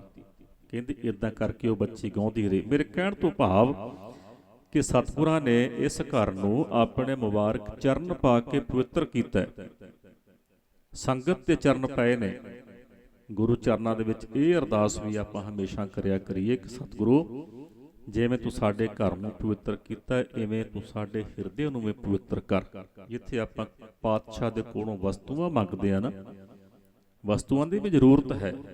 ਸਤਿਗੁਰੂ ਕਹਿੰਦੇ ਜਨ ਕੋ ਪ੍ਰਭ ਸੰਗੇ ਅਸਨੇ, ਸਾਜਨੋ ਤੂੰ ਮੀਤ ਮੇਰਾ ਗ੍ਰਹਿ ਤੇਰੇ ਸਭ ਕਹੇ, ਮਾਨ ਮੰਗੋ ਤਾਨ ਮੰਗੋ ਧਨ ਲਖਮੀ ਸੁਤ ਦੇਹ, ਮੁਕਤ ਜੁਗਤ ਭੁਗਤ ਪੂਰਨ ਪਰਮਾਨੰਦ ਪਰਮ ਨਿਧਾਨ, ਭੈ ਭਾਏ ਭਗਤ ਨਿਹਾਲ ਨਾਨਕ ਸਦਾ ਸਦਾ ਕੁਰਬਾਨ। ਜਿੱਥੇ ਆਪਾਂ ਗੁਰੂ ਦੇ ਕੋਲੋਂ ਇਹ ਸਾਰੀਆਂ ਵਸਤੂਆਂ ਮੰਗਣੀਆਂ ਨੇ, ਉੱਥੇ ਸਤਿਗੁਰ ਕਹਿੰਦੇ ਜਿਸ ਜਨ ਕਉ ਪ੍ਰਭ ਦਰਸ ਪਿਆਸਾ, ਨਾਨਕ ਤਾਂ ਕਹਿ ਬਲ ਬਲ ਜਾਸਾ। ਕਿ ਜਿਹੜਾ ਆਪਣੇ ਹਿਰਦੇ ਦੇ ਵਿੱਚ ਦਰਸ਼ਨਾਂ ਦੀ ਪਿਆਸ ਲੈ ਕੇ ਬੈਠਾ, ਗੁਰੂ ਅਰਜਨ ਦੇਵ ਜੀ ਮਹਾਰਾਜ ਕਹਿੰਦੇ ਮੈਂ ਐਸੇ ਸਿੱਖ ਤੋਂ ਕੁਰਬਾਨ ਜਾਵਾਂ। ਸੋ ਆਪ ਜੀ ਦਾ ਸਭ ਸੰਗਤ ਦਾ ਬਹੁਤ ਬਹੁਤ ਧੰਨਵਾਦ ਹੈ। ਸਤਿਗੁਰੂ ਜੀ ਦਾ ਕੋਟਾਨ ਕੋਟ ਸ਼ੁਕਰਾਨਾ, ਜਿਨ੍ਹਾਂ ਦੀ ਕਿਰਪਾ ਸਦਕਾ ਆਪ ਸੰਗਤ ਦੇ ਦਰਸ਼ਨ ਕਰਨ ਦਾ ਸੁਭਾਗ ਪ੍ਰਾਪਤ ਹੋਇਆ। ਔਰ ਮਹਾਪੁਰਸ਼ ਸੰਤ ਬਾਬਾ ਗੁਰਦਿਆਲ ਸਿੰਘ ਜੀ ਟਾਂਡੇ ਵਾਲੇ, ਉਹਨਾਂ ਦਾ ਵਿਸ਼ੇਸ਼ ਤੌਰ ਤੇ ਧੰਨਵਾਦ ਹੈ, ਜਿਨ੍ਹਾਂ ਨੇ ਹੁਕਮ ਕਰਕੇ ਆਪ ਸੰਗਤ ਦੇ ਦਰਸ਼ਨ ਕਰਵਾਏ। ਪਿਛਲੇ ਸਾਲ ਵੀ ਉਹਨਾਂ ਹੁਕਮ ਲਾਇਆ ਸੀ, ਪਰ ਕਿਸੇ ਰੁਝੇਵੇਂ ਕਾਰਨ ਦਰਸ਼ਨ ਨਹੀਂ ਸਨ ਹੋ ਸਕੇ। ਇਸ ਵਾਰ ਉਹਨਾਂ ਦਾ ਹੁਕਮ ਮੰਨ ਕੇ ਆਪ ਸੰਗਤ ਦੇ ਦਰਸ਼ਨ ਕਰਨ ਵਾਸਤੇ ਇੱਥੇ ਬਿਲਾਸਪੁਰ ਦੀ ਧਰਤੀ ਤੇ ਪਹੁੰਚੇ ਹੋਏ ਆ। ਸਾਰੀ ਸੰਗਤ ਦਾ ਬਹੁਤ ਬਹੁਤ ਧੰਨਵਾਦ ਹੈ, ਜਿਨ੍ਹਾਂ ਨੇ ਖੰਡੇ ਬਾਟੇ ਦੀ ਪਾਹੁਲ ਛਕ ਲਈ ਹੈ। ਵਡਭਾਗੇ ਨੇ ਜਿਨ੍ਹਾਂ ਨੇ ਅਜੇ ਤੱਕ ਖੰਡੇ ਬਾਟੇ ਦੀ ਪਾਹੁਲ ਨਹੀਂ ਛਕੀ, ਉਹ ਖੰਡੇ ਬਾਟੇ ਦੀ ਪਾਹੁਲ ਛਕੋ। ਖੰਡੇ ਬਾਟੇ ਦੀ ਪਾਹੁਲ ਛਕ ਕੇ ਗੁਰੂ ਵਾਲੇ ਬਣ ਕੇ ਆਪਣਾ ਜੀਵਨ ਸਫਲਾ ਕਰੋ। ਸਰਦਾਰ ਬਹਾਦਰ ਸਿੰਘ ਜੀ ਔਰ ਉਹਨਾਂ ਦੇ ਸੁਪੁੱਤਰ ਭਾਈ ਗੁਰਵਿੰਦਰ ਸਿੰਘ ਜੀ, ਜੋ ਬਹੁਤ ਹੀ ਪਿਆਰ ਵਾਲੇ, ਬਹੁਤ ਹੀ ਭਾਵਨਾ ਵਾਲੇ, ਬਹੁਤ ਹੀ ਸ਼ਰਧਾ ਵਾਲਾ ਸਾਰਾ ਪਰਿਵਾਰ ਹੈ। ਬੇਅੰਤ ਸੇਵਾ ਪਰਿਵਾਰ ਦੇ ਵੱਲੋਂ ਹਰ ਸਾਲ ਕੀਤੀ ਜਾਂਦੀ ਹੈ, ਇਸ ਵਾਰ ਵੀ ਕੀਤੀ ਜਾ ਰਹੀ ਹੈ। ਸਤਿਗੁਰੂ ਕਿਰਪਾ ਕਰਨ, ਸਮੁੱਚੇ ਪਰਿਵਾਰ ਦੇ ਸਿਰ ਤੇ ਮਿਹਰ ਭਰੇ ਹੱਥ ਰੱਖਣ। ਇਸੇ ਤਰ੍ਹਾਂ ਹੀ ਸਤਿਗੁਰੂ ਗੁਰੂ ਗ੍ਰੰਥ, ਗੁਰੂ ਪੰਥ, ਗੁਰਸਿੱਖਾਂ ਦੀ ਸੇਵਾ ਕਰਨ ਦਾ ਬਾਲ ਸੁਭਾਗ ਸਮੱਤ ਬਖਸ਼ਿਸ਼ ਕਰਨ। ਸਾਰੀ ਸੰਗਤ ਦਾ ਧੰਨਵਾਦ ਜੀ। ਭੁੱਲ ਚੁੱਕ ਦੀ ਖਿਮਾ। ਵਾਹਿਗੁਰੂ ਜੀ ਕਾ ਖਾਲਸਾ, ਵਾਹਿਗੁਰੂ ਜੀ ਕੀ ਫਤਿਹ।